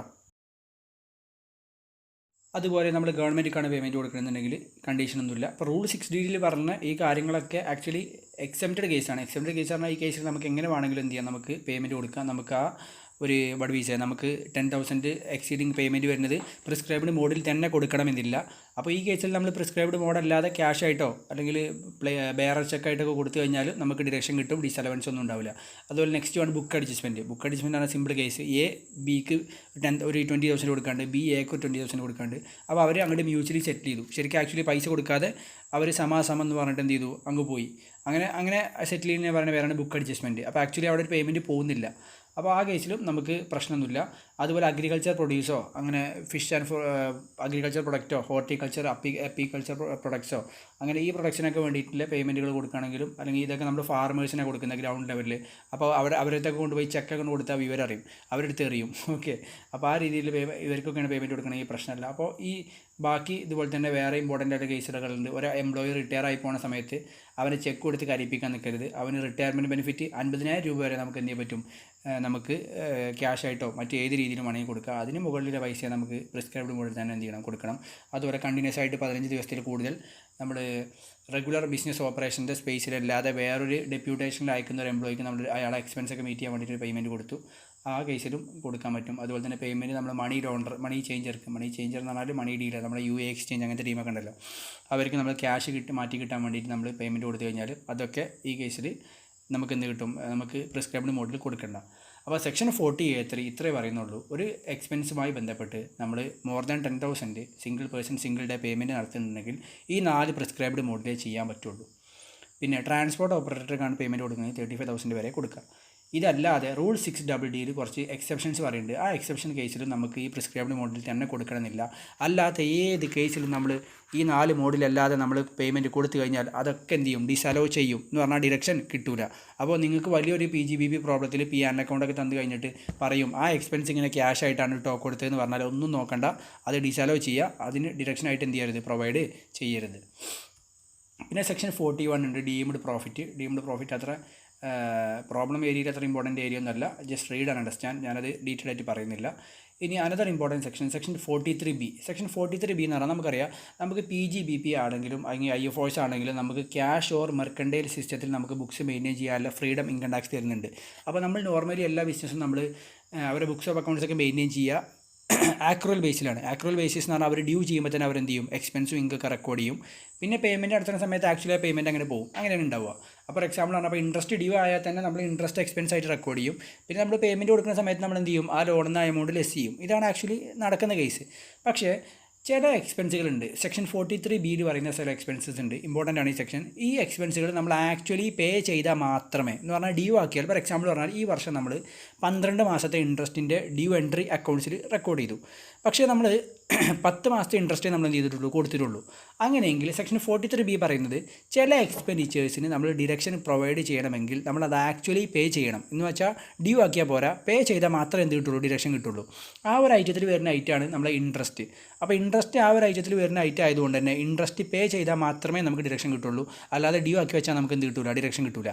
അപ്പോൾ ഈ കേസിൽ 12 മാസത്തെ ഇൻട്രസ്റ്റ് ഞാൻ ഡ്യൂ ആക്കിയാലും 10 മാസത്തെ ഞാൻ പേ ചെയ്തിട്ടുള്ളൂ. അപ്പോൾ എനിക്ക് എത്ര മാസത്തെ ഡിഡക്ഷനേ കിട്ടുള്ളൂ, 10 മാസത്തെ ഡിഡക്ഷനേ കിട്ടുള്ളൂ. കാരണം സെക്ഷൻ 43Bയിൽ നമ്മൾ പേയ്മെൻറ്റ് നടത്തിയാൽ മാത്രം ഡിഡക്ഷൻ കിട്ടുന്ന കേസിൽ പറയുന്ന ഐറ്റമാണ് എന്ത്, ഇൻട്രസ്റ്റ്. അപ്പോൾ ഇൻട്രസ്റ്റിനെ പോലെ ഏതൊക്കെ മറ്റ് എക്സ്പെൻസസ് ആണ് പേയ്മെൻറ്റ് റിയൽ ആയിട്ട് നടത്തിയാൽ മാത്രം നമുക്ക് ഡിഡക്ഷൻ കിട്ടുന്നത് എന്നുള്ളതാണ് നമ്മൾ ഇവിടെ എന്ത് ചെയ്യേണ്ടത്, മനസ്സിലാക്കേണ്ടത്. ഫസ്റ്റ് വൺ, ഇനി payment by way of tax, duty, cess, fee എന്ന് പറഞ്ഞാൽ നമ്മുടെ ഏത് ടാക്സ് ആയിക്കോട്ടെ, സെസ് ആയിക്കോട്ടെ, ഫീ ആയിക്കോട്ടെ. ഫോർ എക്സാമ്പിൾ പറഞ്ഞാൽ GST ഒക്കെ നമ്മൾ ആക്ച്വലി അടച്ചാൽ മാത്രമേ ഡിഡക്ഷൻ കിട്ടുള്ളൂ. അതുപോലെ പ്രോപ്പർട്ടി ടാക്സ്, വേറെ ഏത് രീതിയിലുള്ള ടാക്സ്. അതുപോലെ തന്നെ എംപ്ലോയർ PF-ലോട്ടുള്ള കോൺട്രിബ്യൂഷൻ അടച്ചാലേ നമുക്ക് ഡിഡക്ഷൻ കിട്ടുള്ളൂ, ഡ്യൂ ആക്കി വെച്ചാൽ കിട്ടില്ല. അതുപോലെ ബോണസ്, കമ്മീഷൻ, പിന്നെ ഇൻട്രസ്റ്റ് ഓൺ ലോൺ ഒരുപാട് കാറ്റഗറൈസ് ചെയ്തൊക്കെ പറയുന്നുണ്ട്. ജനറലി എല്ലാ ടൈപ്പ് ഇൻട്രസ്റ്റ് ഒന്ന് മനസ്സിലാക്കിയാൽ മതി. പിന്നെ എൻകാഷ്മെൻറ്റ് ഓഫ് ഏൺഡ് ലീവ്, നമ്മൾ എംപ്ലോയിക്ക് പ്രൊവൈഡ് ചെയ്യുന്ന ഏൺഡ് ലീവ്, നമ്മൾ എംപ്ലോയർ ആണല്ലോ, എംപ്ലോയിക്ക് ഏൺഡ് ലീവ് എൻകാഷ് ചെയ്യാൻ പേയ്മെൻറ്റ് കൊടുക്കുക. അപ്പോഴല്ലേ അത് എംപ്ലോയിക്ക് അത് ഇൻകവും എംപ്ലോയർക്ക് അത് എക്സ്പെൻസ് ആവുള്ളൂ. അപ്പോൾ ആ എക്സ്പെൻസ് എംപ്ലോയർക്ക് PGBP കമ്പ്യൂട്ട് ചെയ്യുന്ന സമയത്ത് ഡിഡക്ഷൻ ആയിട്ട് കിട്ടണമെങ്കിൽ ആ എക്സ്പെൻസ് നമ്മൾ എന്ത് ചെയ്യണം, നമ്മൾ പേ ചെയ്യണം ആക്ച്വലി, എന്നാൽ മാത്രമേ എന്ത് ചെയ്യുള്ളൂ, ഡിഡക്ഷൻ കിട്ടുള്ളൂ. പിന്നെ അതുപോലെ തന്നെ ഇന്ത്യൻ റെയിൽവേസിനോ റെയിൽവേ ആസറ്റിനോ യൂസ് ചെയ്യാൻ വേണ്ടിയിട്ട് വല്ല പേയ്മെൻറ്റ് കൊടുക്കുന്നുണ്ടെങ്കിൽ അതും പേയ്മെൻറ്റ് കൊടുത്താലേ കിട്ടുള്ളൂ. അപ്പോൾ സെക്ഷൻ 43ൻ്റെ ഇന്ത്യൻ അഡ്ഷ്യൽ പറഞ്ഞു കഴിഞ്ഞാൽ ഈ പറയുന്ന എക്സ്പെൻസൊക്കെ ഡിഡക്ഷനായിട്ട് പ്രൊവൈഡ് ചെയ്യണമെങ്കിൽ, എന്ന് പറഞ്ഞാൽ ഇൻകം ടാക്സബിൾ PGBP കാണുന്ന സമയത്ത് നമ്മൾ എക്സ്പെൻസിൽ നിന്ന് ഇൻകത്തിൽ നിന്ന് ലെസ് ചെയ്യുന്ന എക്സ്പെൻസുകളാവണമെങ്കിൽ നമ്മൾ ഡ്യൂ ആക്കി വെച്ചാൽ മാത്രം മതിയില്ല. We should make payment, then only we will be able to deduct from the gross income in order to compute the taxable PGBP. The examples are interest, bonus and commission, then encashment of earned leave paid, and then contribution to PF, any tax, duty or cess, and finally any payment for use of railways assets. അടുത്തൊരു important section 43CA. Section 43CA പറയുന്ന case, for example Malabar ബിൽഡേഴ്സിൻ്റെ company deal ചെയ്യുന്നത്, they are dealing in immovable property അല്ലേ. അവരെന്താ ചെയ്യുന്നത് വെച്ച് കഴിഞ്ഞാൽ our land, building അങ്ങനത്തെ, അല്ലെങ്കിൽ നിങ്ങൾ റിയൽ എസ്റ്റേറ്റ് ഡീലർ ആണെങ്കിൽ നിങ്ങൾ ഡീൽ ചെയ്യാന്ന് പറഞ്ഞു കഴിഞ്ഞാൽ ലാൻഡ്, ബിൽഡിംഗ് അങ്ങനത്തെ ഏരിയയിലാണ്. അപ്പോൾ ലാൻഡിനും ബിൽഡിങ്ങിനൊക്കെ ഒരു വാല്യൂ നിങ്ങൾ ട്രാൻസ്ഫർ ചെയ്യുന്ന സമയത്ത് you should pay stamp duty. ഈ സ്റ്റാമ്പ് ഡ്യൂട്ടി നിങ്ങൾ ഏതുമേ പ്രൊവൈഡ് ചെയ്യുക, you will provide it on stamp duty. നിങ്ങൾ പേ ചെയ്യുക സ്റ്റാമ്പ് ഡ്യൂട്ടി SDV വേണം പ്രൊവൈഡ് ചെയ്യുക. SDV എന്ന് പറഞ്ഞാൽ സ്റ്റാമ്പ് ഡ്യൂട്ടി വാല്യൂമേ. SDV എന്ന് പറഞ്ഞാൽ ഏതൊരു ഏതൊരു ബിൽഡിംഗ് ആവട്ടെ അല്ലെങ്കിൽ ഏതൊരു ലാൻഡ് ആവട്ടെ, ഇതിനൊക്കെ എന്തുണ്ടാവും എന്ന് വെച്ച് കഴിഞ്ഞാൽ SDV ഉണ്ടാവും. SDV എന്ന് പറഞ്ഞാൽ സ്റ്റാമ്പ് ഡ്യൂട്ടി വാല്യൂ. ഈ സ്റ്റാമ്പ് ഡ്യൂട്ടി വാല്യൂ വേണം നിങ്ങൾ എന്ത് ചെയ്യുക, സ്റ്റാമ്പ് ഡ്യൂട്ടി പേ ചെയ്യുക. ഫോർ എക്സാമ്പിൾ പറഞ്ഞാൽ ഇപ്പോൾ എൻ്റെ പ്രോപ്പർട്ടിക്ക് stamp duty value for example ഒരു 100 crore. എൻ്റെ പ്രോപ്പർട്ടിയുടെ സ്റ്റാമ്പ് ഡ്യൂട്ടി വാല്യൂ ഒരു 100 crore. പക്ഷേ ഞാൻ ആ പ്രോപ്പർട്ടി സെല്ല് ചെയ്തത് ഒരു 90 കോടിക്കാണ്. അപ്പോൾ കൺസിഡറേഷൻ 90 കോടിക്കാണ്. അപ്പോൾ നിങ്ങൾ PGBP കമ്പ്യൂട്ട് ചെയ്യുന്ന സമയത്ത് നിങ്ങൾ വിറ്റ പ്രോപ്പർട്ടിൻ്റെ സ്റ്റാമ്പ് ഡ്യൂട്ടി വാല്യൂ, ഏത് ലാൻഡ് ആൻഡ് ബിൽഡിങ്ങും അതുപോലെ തന്നെ മൂവബിൾ പ്രോപ്പർട്ടിക്കും എന്തുണ്ടാവും, സ്റ്റാമ്പ് ഡ്യൂട്ടി വാല്യൂ ഉണ്ടാവും. അപ്പോൾ നിങ്ങൾ പല സിറ്റുവേഷനിലും സ്റ്റാമ്പ് ഡ്യൂട്ടി വാല്യൂവിനേക്കാളും കുറഞ്ഞ വിലക്ക് നിങ്ങൾ എന്ത് ചെയ്യും, സ്ഥലം വിൽക്കും. അപ്പോൾ അങ്ങനെ വിറ്റ് കഴിഞ്ഞാൽ അത് actually that is a sign of what we say malpractice, അല്ലെങ്കിൽ എന്തെങ്കിലും തിരിമറി നടത്തുന്നുണ്ട് എന്നതിന് തെളിവാണ് ആക്ച്വലി ആ ഒരു സിറ്റുവേഷൻ. കാരണം നോർമലി ഗവൺമെൻറ് ഫിക്സ് ചെയ്ത ഈ പ്രോപ്പർട്ടിക്ക് ഗവൺമെൻറ് ഫിക്സ് ചെയ്ത വാല്യൂ ആണ് സ്റ്റാമ്പ് ഡ്യൂട്ടി വാല്യൂ. അപ്പോൾ അതിനേക്കാൾ കൂടുകയല്ലാതെ കുറഞ്ഞ വിലക്ക് നിങ്ങൾ വിൽക്കുകയാണെന്ന് പറഞ്ഞു കഴിഞ്ഞാൽ അതിന് there is a case of what we say, ഗവൺമെൻറ്റിൽ അവിടെ ഒരു സസ്പീഷ്യസ് ആയിട്ട് ആ ട്രാൻസാക്ഷൻ നോക്കുകയുള്ളൂ. അപ്പോൾ അങ്ങനത്തെ ട്രാൻസാക്ഷനെ കർബ് ചെയ്യാൻ വേണ്ടിയിട്ടുള്ള ഒരു പ്രൊവിഷനാണ് സെക്ഷൻ 43 CA. അപ്പോൾ ആർക്കാണ് സെക്ഷൻ 43 CA ഈ പ്രൊവിഷൻ അപ്ലിക്കബിൾ ആവുക? നിങ്ങളൊരു അസറ്റ് വാങ്ങുമ്പോഴാണോ? ഒരിക്കലല്ല. നിങ്ങൾ ലാൻഡ് ആൻഡ് ബിൽഡിംഗ് വാങ്ങുമ്പോഴല്ല. നിങ്ങളുടെ ഒരു പ്രോപ്പർട്ടി ഡീലറാണ്, റിയൽ എസ്റ്റേറ്റ് ഡീലറാണ്. നിങ്ങൾക്ക് ലാൻഡ് ആൻഡ് ബിൽഡിംഗ് നിങ്ങൾക്ക് ഇൻവെൻട്രി ആണെങ്കിൽ നിങ്ങൾ ലാൻഡ് ആൻഡ് ബിൽഡിംഗ് നിങ്ങൾ സെല്ല് ചെയ്യുന്ന സമയത്ത് അത് നിങ്ങളുടെ PGBP ആണ്. അപ്പോൾ സെല്ല് ചെയ്യുന്ന സമയത്ത് നിങ്ങൾ സെല്ല് ചെയ്യുന്ന വാല്യൂ ആ പ്രോപ്പർട്ടിൻ്റെ SDVനേക്കാളും കുറഞ്ഞു പോയാലാണ് ഈ പ്രൊവിഷൻ അപ്ലിക്കബിൾ ആവുക. അപ്പോൾ ഞാൻ പറഞ്ഞ എക്സാമ്പിൾ മറക്കണ്ട. ഞാൻ പറഞ്ഞ എക്സാമ്പിൾ ഇതാണ്. ഏത്? സ്റ്റാമ്പ് ഡ്യൂട്ടി വാല്യൂ 100, പക്ഷേ നിങ്ങളുടെ റെമ്യൂണറേഷൻ എത്ര? How much is your remuneration? Your remuneration is only what we say, remuneration is only 90. അപ്പോൾ ഈ കേസിൽ നമ്മൾ ശ്രദ്ധിക്കുന്നത് വെച്ചാൽ consideration for the transfer of immovable property is greater than SDV. നമ്മുടെ കൺസിഡറേഷൻ SDVനേക്കാളും കൂടുതലാണെങ്കിൽ, നേരെ റിവേഴ്സ്, നമ്മുടെ കൺസിഡറേഷൻ SDVനേക്കാളും കൂടുതലാണെങ്കിൽ SDV ഇപ്പോൾ 100 ഉള്ളൂ, നമ്മുടെ കൺസിഡറേഷൻ 150 അപ്പോൾ ഉറപ്പായിട്ടും നമുക്ക് 150 രൂപ കിട്ടുന്നുണ്ടെങ്കിൽ നമ്മൾ PGBP ആയിട്ട് എടുക്കേണ്ടത് നമ്മുടെ 150 ആയ കൺസിഡറേഷൻ ആണോ അതോ SDV ആണോ എടുക്കേണ്ടത്? ഉറപ്പായിട്ടും ഗവൺമെൻറ്റിന് ഏതാ ബെനിഫിഷ്യറി? കൂടുതൽ എടുക്കുന്നതാണ്. അപ്പോൾ കൂടുതലായ 150 തന്നെ എന്ത് ചെയ്യണം, എടുക്കണം. അപ്പോൾ ഇത്രേ ഉള്ളൂ. SDVനേക്കാളും കൂടുതൽ നമ്മുടെ പ്രോപ്പർട്ടിൻ്റെ SDVനേക്കാളും കൂടുതലാണ് നമ്മുടെ കൺസിഡറേഷൻ എങ്കിൽ കൺസിഡറേഷനാണ് എന്ത്, PGBP. ഇനി നമ്മുടെ കൺസിഡറേഷൻ കുറവാണ്, ഏതിനേക്കാളും SDVനേക്കാളും കുറവാണെങ്കിൽ, അതാണ് ഞാൻ പറഞ്ഞ കേസ്. SDV നമ്മുടേത് 100 ആണ്, പക്ഷേ നമ്മുടെ കൺസിഡറേഷൻ 90 ആണെങ്കിൽ നമ്മൾ എന്താ ശ്രദ്ധിക്കുകയെന്ന് വെച്ചാൽ നമ്മുടെ SDV കൺസിഡറേഷൻ്റെ 105%-നേക്കാൾ കുറവാണോ നോക്കണം. അപ്പോൾ SDV നമ്മുടെ കൺസിഡറേഷൻ്റെ 105%-നേക്കാളും കുറവാണോ നോക്കുന്ന സമയത്ത് നമുക്കറിയാം നമ്മുടെ SDV എന്ന് പറഞ്ഞാൽ SDV 100 ആണ്. അതുപോലെ തന്നെ നമ്മുടെ കൺസിഡറേഷൻ 90 ആണ്. നമ്മുടെ കൺസിഡറേഷൻ്റെ 105%-നേക്കാളും കുറവാണോ SDV നോക്കുക. 105%-നേക്കാളും കുറവാണോ SDV എന്ന് നമ്മൾ എന്ത് ചെയ്യുക, ചെക്ക് ചെയ്യുക. അപ്പോൾ നമ്മുടെ കൺസിഡറേഷൻ്റെ 105% എന്ന് പറഞ്ഞു കഴിഞ്ഞാൽ 94.5 ആണ്. അപ്പോൾ അതിനേക്കാളും കുറവാണോ നമ്മുടെ SDV? അല്ല. അപ്പോൾ നമ്മുടെ കൺസിഡറേഷൻ 90 ആണ്. അതിൻ്റെ ഒരു 5% നമ്മളൊരു ചുമ്മാ ഒരു മാർക്കപ്പ് വെച്ചു. നമ്മൾ പറയില്ല, ഒരു റേഞ്ച് വെക്കുക, ഇതിനുള്ളിലാണെങ്കിലും കുഴപ്പമില്ല എന്നുള്ള രീതിയിൽ. അപ്പോൾ 94.5 വരെ നമ്മൾ അലോ ചെയ്തു. അതിന് അപ്പുറത്താണ് ആര്, SDV. അപ്പോൾ അങ്ങനെ അതിൻ്റെ അപ്പുറത്താണ് SDV എന്നുണ്ടെങ്കിൽ SDV ആയിരിക്കും എന്ത്, PGBP. നേരെ മറിച്ച് നമ്മുടെ SDV ഇപ്പോൾ ഒരു എക്സാമ്പിൾ പറഞ്ഞാൽ 93 ആണ്. അപ്പോൾ 93 SDV, അതുപോലെ കൺസിഡറേഷൻ 90.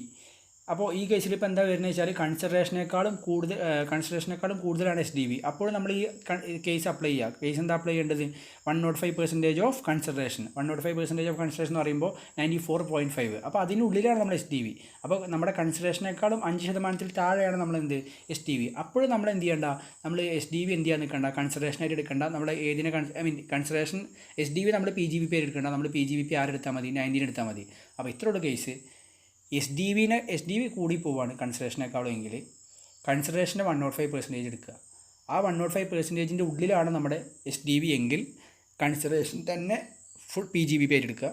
അതല്ല, നമ്മുടെ കൺസിഡറേഷൻ്റെ 1.5%-നേക്കാളും മുകളിലാണ് നമ്മുടെ SDV എങ്കിൽ SDV ആണ് എന്ത്, ഫുൾ വാല്യൂ ഓഫ് കൺസിഡറേഷനായിട്ട് നിങ്ങൾ എന്ത് ചെയ്യേണ്ടത്, എടുക്കുന്നത്. Please pause the video and read the table very carefully. You will get it. It's easy. Fine.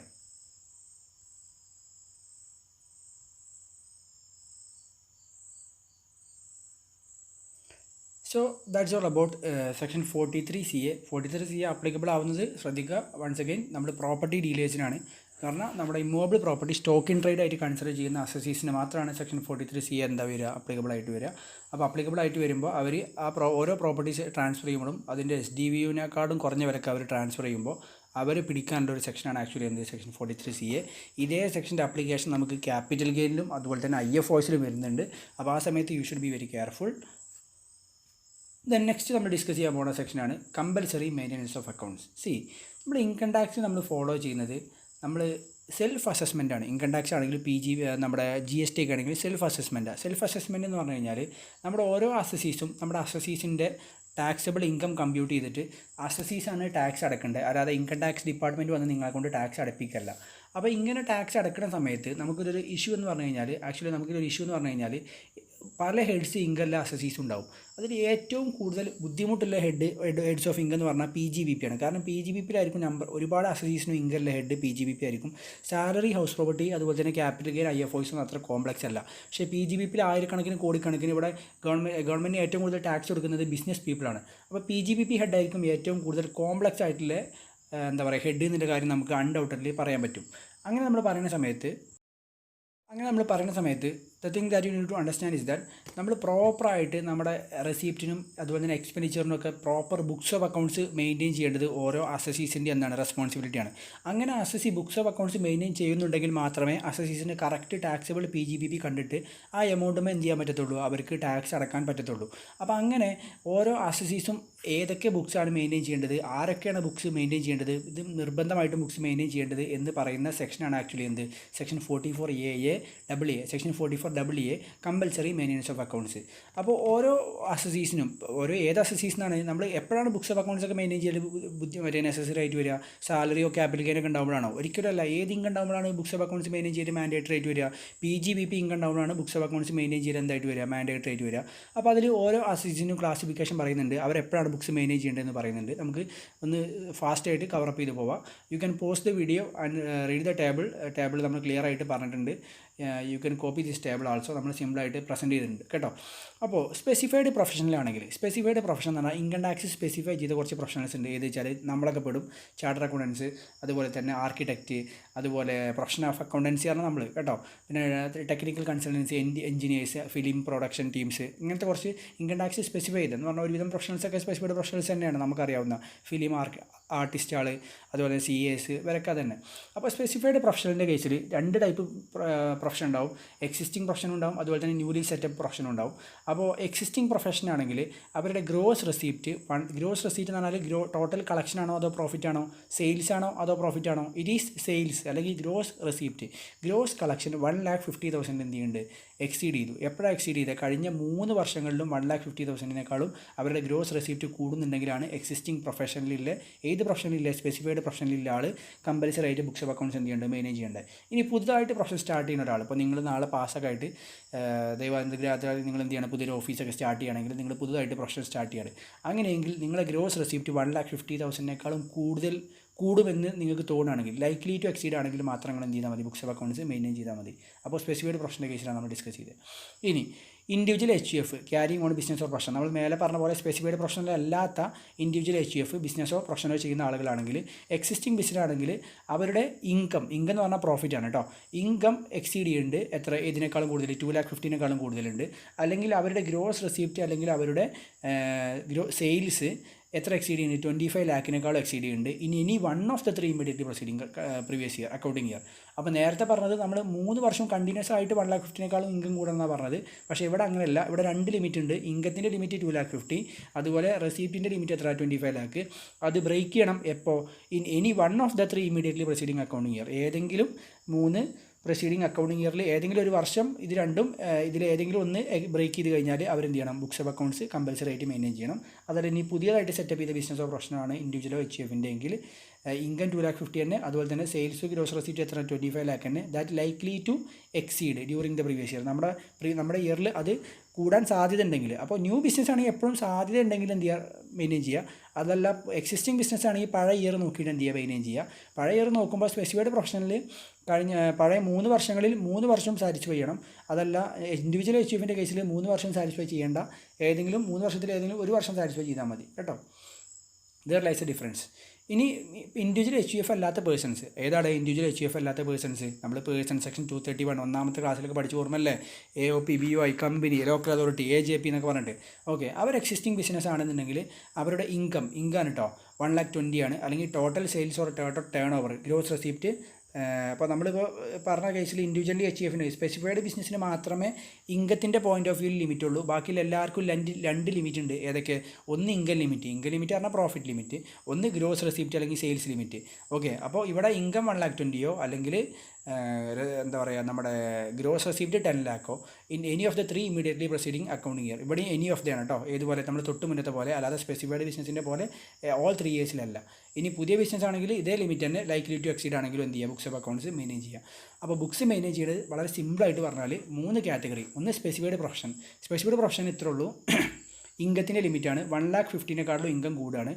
Previous ഇയറിന് മുന്നല്ല 3 വർഷങ്ങളിൽ 3 വർഷം തുടർച്ചയായിട്ട് 3 വർഷം. ഇനി പുതിയ പ്രൊഫഷനാണെങ്കിൽ ആ തുടങ്ങുന്ന വർഷത്തിൽ സാധ്യത ഉണ്ട് 1,50,000 ഇൻകം കൂടാണെങ്കിൽ.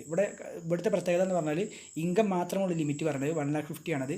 3 വർഷങ്ങളിൽ 3 വർഷം സാറ്റിസ്ഫൈ ചെയ്യണം. ഇനി രണ്ടാമത്തെ ലിമിറ്റ് പറഞ്ഞാൽ HUF അല്ലെങ്കിൽ നമ്മുടെ HUF അല്ലെങ്കിൽ ഇൻഡിവിജ്വലിൻ്റെ അല്ലെങ്കിൽ HUFൻ്റെ കേസിൽ, സ്പെസിഫൈഡ് പ്രൊഫഷൻ അല്ലാത്ത കേസിൽ ഇവിടെ 2 ലിമിറ്റ് ഉണ്ട്. ഒന്ന് ഇൻകം ലിമിറ്റ് 2,50,000, അതുപോലെ തന്നെ gross receipt sales limit 25 lakh. അതുപോലെ പുതിയതായിട്ട് സ്റ്റാർട്ട് ചെയ്യുകയാണെങ്കിൽ ലൈക്ലി ടു എക്സീഡ് ഇത് കൂടുകയാണെങ്കിലാണ് ചെയ്യേണ്ടത്. പിന്നെ അത് ലിമിറ്റ് എക്സീഡ് ചെയ്യേണ്ടത് എപ്പോഴാണ്?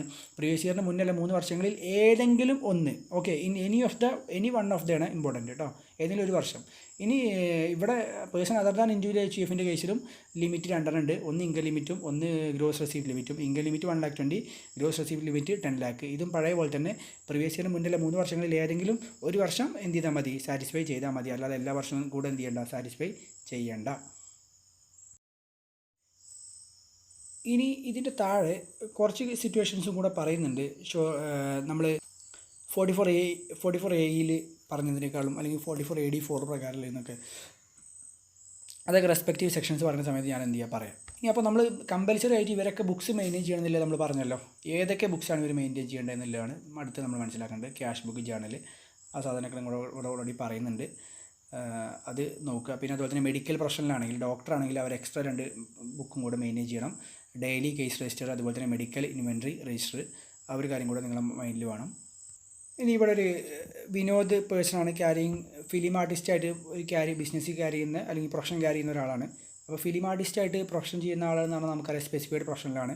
അപ്പോൾ അവൻ ബുക്സ് മെയിൻറ്റെയിൻ ചെയ്യണമെന്നില്ല നോക്കണം. അപ്പോൾ സ്പെസിഫൈഡ് പ്രൊഫഷൻ നമുക്കറിയാം, ഫിലിം ആർട്ടിസ്റ്റ് ആണെങ്കിൽ സ്പെസിഫൈഡ് പ്രൊഫഷനിലാണെങ്കിൽ പ്രീവിയസ് ഇയറിന് മുന്നല്ല 3 വർഷങ്ങളിൽ തുടർച്ചയായിട്ട് അവൻ എന്ത് ചെയ്യണം, 1,50,000 ഇൻകം കൂടണം. അപ്പോൾ അവൻ്റെ ഇൻകം പ്രീവിയസ് ഇയറിന് മുന്നല്ല 3 വർഷത്തിൽ തന്നിട്ടുണ്ട്. അതിൽ 3 വർഷം കണ്ടിന്യൂസ് ആയിട്ട് 1,50,000 കൂടിയിട്ടില്ല. അപ്പോൾ 2 വർഷമുണ്ട്, പക്ഷേ 1 വർഷമില്ല. അപ്പോൾ ആ കേസിൽ അവൻ ബുക്സ് ഓഫ് അക്കൗണ്ട്സ് മെയിൻറ്റെയിൻ ചെയ്യണോ വേണ്ടേ? ചെയ്യണ്ട. Simple case. ഓക്കെ, അപ്പോൾ നിങ്ങൾ ആ ഒരു സിറ്റുവേഷൻ എഴുതിയിട്ട് വേണം ചെയ്യാൻ കേട്ടോ. എന്താണെന്നില്ല റീസണൊക്കെ കൊടുത്തിട്ട് വേണം ചെയ്യാൻ. ഇനി വളരെ ഇമ്പോർട്ടൻ്റ് ആയിട്ടുള്ള സെക്ഷൻ, നാളെ നിങ്ങൾ ചാർട്ടർ അക്കൗണ്ടൻസ് ആയിട്ട് അല്ലെങ്കിൽ ഇന്ന് ഇന്ത്യയിലുള്ള ചാർട്ടർ അക്കൗണ്ടൻസിന് ഏറ്റവും പവർ കൊടുക്കുന്ന അല്ലെങ്കിലും ചാർട്ടർ അക്കൗണ്ടൻസിൻ്റെ ബ്യൂട്ടി എന്ന് പറയുന്ന സെക്ഷനാണ് ടാക്സ് ഓഡിറ്റ്. ഈ ടാക്സ് ഓഡിറ്റ് ചെയ്യേണ്ടത് എങ്ങനെയാണ്, ഏതാണ് അല്ലെങ്കിൽ ആരാണ് എന്ന് പറയുന്ന സെക്ഷനാണ് സെക്ഷൻ 44AB. ഈ ഒരു സെക്ഷനാണ് ആക്ച്വലി ഇന്ത്യയിൽ tax audit, income tax audit ചെയ്യാൻ പവേഴ്സുള്ള ഏക പ്രൊഫഷണൽസ് എന്ന് പറഞ്ഞാൽ ഓൺലി ചാർട്ടർ അക്കൗണ്ടൻസ് ആണ്. അതുപോലെ GST ഓഡിറ്റ് നമ്മുടെ കോസ്റ്റ് അക്കൗണ്ടൻസിനും ചെയ്യാം. പക്ഷേ അതുപോലെ തന്നെ കമ്പനി ഓഡിറ്റ്, അതുപോലെ ബാങ്ക് ഓഡിറ്റ്, ടാക്സ് ഓഡിറ്റ്, ഇതൊക്കെയാണ് നമ്മുടെ ചാർട്ടർ അക്കൗണ്ടൻസിന് മാത്രം ചെയ്യാൻ പറ്റുന്ന ഓഡിറ്റുകൾ. ഏറ്റവും കൂടുതൽ ആളുകൾ ചെയ്യുന്ന ഓഡിറ്റും GST ഓഡിറ്റൊക്കെ 2 crore മുകളിൽ ടേൺ ഓവർ ഉണ്ടെങ്കിൽ മാത്രമേ ചെയ്യേണ്ടതുള്ളൂ. പക്ഷേ അതിനേക്കാളും ഏറ്റവും കൂടുതൽ റിലവൻസ് ഉള്ള ഓഡിറ്റ് എന്ന് പറഞ്ഞാൽ ടാക്സ് ഓഡിറ്റാണ്. പ്രാക്ടീസിങ് ചാർട്ടർ അക്കൗണ്ടൻസിന് ഏറ്റവും അവരെ പോക്കറ്റ് നടക്കുന്ന ഒരു ഓഡിറ്റാണ് ടാക്സ് ഓഡിറ്റ്. നാളെ നിങ്ങൾ ഒരു മിഡിൽ ക്ലാസ് അല്ലെങ്കിൽ ഒരുവിധം നിങ്ങൾ ഏത് ബിഗ് ഫോർ എന്നല്ലാതെ സ്പെഷ്യലൈസ്ഡ് വർക്കുകളില്ല അല്ലാത്ത ഏത് ഓഡിറ്റ് ഫേമിൽ പോയി കഴിഞ്ഞാലും നിങ്ങൾ ചെയ്യേണ്ട ഒരു വർക്കായിരിക്കും ടാക്സ് ഓഡിറ്റ്. ചിലർക്ക് ഞാനൊക്കെ വർക്ക് ചെയ്യുന്ന സമയത്ത് 3 വർഷം നമുക്ക് ടാക്സ് ഓഡിറ്റ് തന്നെ ആയിരുന്നു. ഓക്കെ, അപ്പോൾ ടാക്സ് ഓഡിറ്റ് പറഞ്ഞാൽ സിമ്പിളായിട്ട് ഓഡിറ്റ് എന്നുള്ള കൺസെപ്റ്റ് നിങ്ങൾക്കറിയാം. നമ്മൾ റെക്കോർഡ് ചെയ്ത് ശരിയാണോ നോക്കുന്നതിന് പറയുന്ന പേരാണ് ഓഡിറ്റ്. സിമ്പിളായിട്ട് പറഞ്ഞാൽ, അല്ലാതെ നമ്മളതിന് definite auditing is an examination of എന്നൊക്കെ പറഞ്ഞിട്ട് നമ്മൾ നേരെ ഒളിപ്പിക്കാൻ നിൽക്കുന്നില്ല. സിമ്പിളായിട്ട് പറഞ്ഞാൽ നമ്മൾ റെക്കോർഡ് ചെയ്തൊക്കെ ശരിയാണോ നോക്കുന്നതിന് പറയുന്ന പേരാണ് ഓഡിറ്റിംഗ്. അപ്പോൾ നമ്മൾ റെക്കോർഡ് ചെയ്യേണ്ടത് ആരൊക്കെ എന്തൊക്കെയെന്നില്ല നമ്മൾ ക്ലിയർ ആയിട്ട് 44A പറഞ്ഞു. അപ്പോൾ റെക്കോർഡ് ചെയ്തിട്ട് നിങ്ങൾ ടാക്സ് കമ്പ്യൂട്ട് ചെയ്തിട്ട് നിങ്ങൾ ആ ടാക്സ് ഗവൺമെൻറ്റിലോട്ട് അടച്ചിട്ട് അതിൻ്റെ ഇൻഫർമേഷൻ എന്ന് പറഞ്ഞാൽ അക്കൗണ്ട്സ് ഗവൺമെൻറ്റിന് നിങ്ങൾ കൊടുക്കും. ഇതിനെ പറയും റിട്ടേൺ ഫയൽ ചെയ്യാന്ന് പറയും. അപ്പോൾ ടാക്സും അടച്ചു. അപ്പോൾ എല്ലാം മനോഹരം. അപ്പോൾ നിങ്ങളിവിടെ ആലോചിക്കേണ്ട ചിന്തിക്കേണ്ട ഒരു വിഷയം എന്ന് വെച്ച് കഴിഞ്ഞാൽ എല്ലാ കേസിലും ഗവൺമെൻറ്റിന് നിങ്ങൾ അടച്ചത് ശരിയാണോ നോക്കാൻ പറ്റുമോ? പറ്റത്തില്ല. അപ്പോൾ ഗവൺമെൻറ്റിന് അതിനെ തന്നെ ഒരുപാട് ആയിരക്കണക്കിന് ആളുകളെ അപ്പോയിൻറ്റ് ചെയ്യേണ്ടി വരും. അപ്പോൾ ആ കേസിൽ ഗവൺമെൻറ് പറഞ്ഞൊരു കേസാണിത്. ക്വാളിഫൈഡ് ആയിട്ടുള്ള ചാർട്ടേഡ് അക്കൗണ്ടൻസ് നിങ്ങളുടെ ടേൺ ഓവർ അല്ലെങ്കിൽ നിങ്ങളുടെ സെയിൽസ്, നിങ്ങളുടെ പ്രോഫിറ്റ് ഒരു ലെവൽ കവിഞ്ഞ് കഴിഞ്ഞാൽ നിങ്ങൾ ടാക്സ് അടക്കുന്ന സമയത്ത് നിങ്ങളുടെ അക്കൗണ്ട്സ് ആരെ കൊണ്ട് നിങ്ങൾ എന്ത് ചെയ്യണം? ഓഡിറ്റ് ചെയ്യിപ്പിക്കണം. ചാർട്ടേഡ് അക്കൗണ്ടൻസിനെ കൊണ്ട് നിങ്ങൾ ഓഡിറ്റ് ചെയ്യിപ്പിക്കണം. എന്നിട്ട് അവർ ഓഡിറ്റ് ചെയ്തിട്ട് അത് സർട്ടിഫൈ ചെയ്താൽ മാത്രമേ ഞങ്ങളത് ആക്സെപ്റ്റ് ചെയ്യുള്ളൂ എന്ന് പറഞ്ഞു. അപ്പോൾ ചാർട്ടേഡ് അക്കൗണ്ടൻസ് നമുക്കറിയാം, അവർ റെസ്പോൺസിബിൾ പ്രൊഫഷണൽസാണ്. എത്തിക്സും അതുപോലെ തന്നെ ക്വാളിറ്റിയും അതുപോലെ തന്നെ ട്രാൻസ്പെറൻസി ഒക്കെ കീപ്പ് ചെയ്യുന്ന പ്രൊഫഷണൽസാണ്. അപ്പോൾ അവർ എന്താ പറയുക, ഇല്ലീഗലായിട്ടോ അല്ലെങ്കിൽ വല്ല മാൽ പ്രാക്ടീസോ ചെയ്ത് കഴിഞ്ഞാൽ they will have face actions from the institute അല്ലെങ്കിൽ ഗവൺമെൻറ് അവർക്കറിയാം. അതുകൊണ്ട് ചാർട്ടേഡ് അക്കൗണ്ട്സിൻ്റെ ഓഡിറ്റ് ചെയ്ത് മാത്രമേ അവരെന്ത് ചെയ്യുള്ളൂ, നമ്മുടെ എന്താ പറയുക, ഈ റിട്ടേൺസ് ആക്സെപ്റ്റ് ചെയ്യുള്ളൂ. അപ്പോൾ ഒരു പരിധി വരെ അവർക്ക് എന്ത് ചെയ്യാൻ പറ്റും? അവരുടെ ഡയറക്റ്റ് ചെക്കിങ് എന്ത് ചെയ്യാൻ പറ്റും? ഒഴിവാക്കാൻ പറ്റും. അതുകൊണ്ടാണ് സെക്ഷൻ 44AB ഓഡിറ്റ് പവേഴ്സ് അല്ലെങ്കിൽ ഓഡിറ്റിംഗ് നിർബന്ധമാക്കിയത് ചില അസസീസിന്. അപ്പോൾ ഓഡിറ്റ് ആർക്ക് മാത്രമേ ചെയ്യാൻ പറ്റുള്ളൂ? ഇൻകം ടാക്സിൽ പറയുന്ന അക്കൗണ്ടൻറ്റ് എന്നാണ് പറയുന്നത്. ആ അക്കൗണ്ടൻറ്റ് എന്ന് പറഞ്ഞാൽ അവരെന്നെ ഡിഫൈൻ ചെയ്യുന്നുണ്ട്. It is accountant as per ICA act 1949. ICA പറയുന്ന ചാർട്ടേഡ് അക്കൗണ്ടൻസ് മാത്രമാണെന്നില്ലാണ്.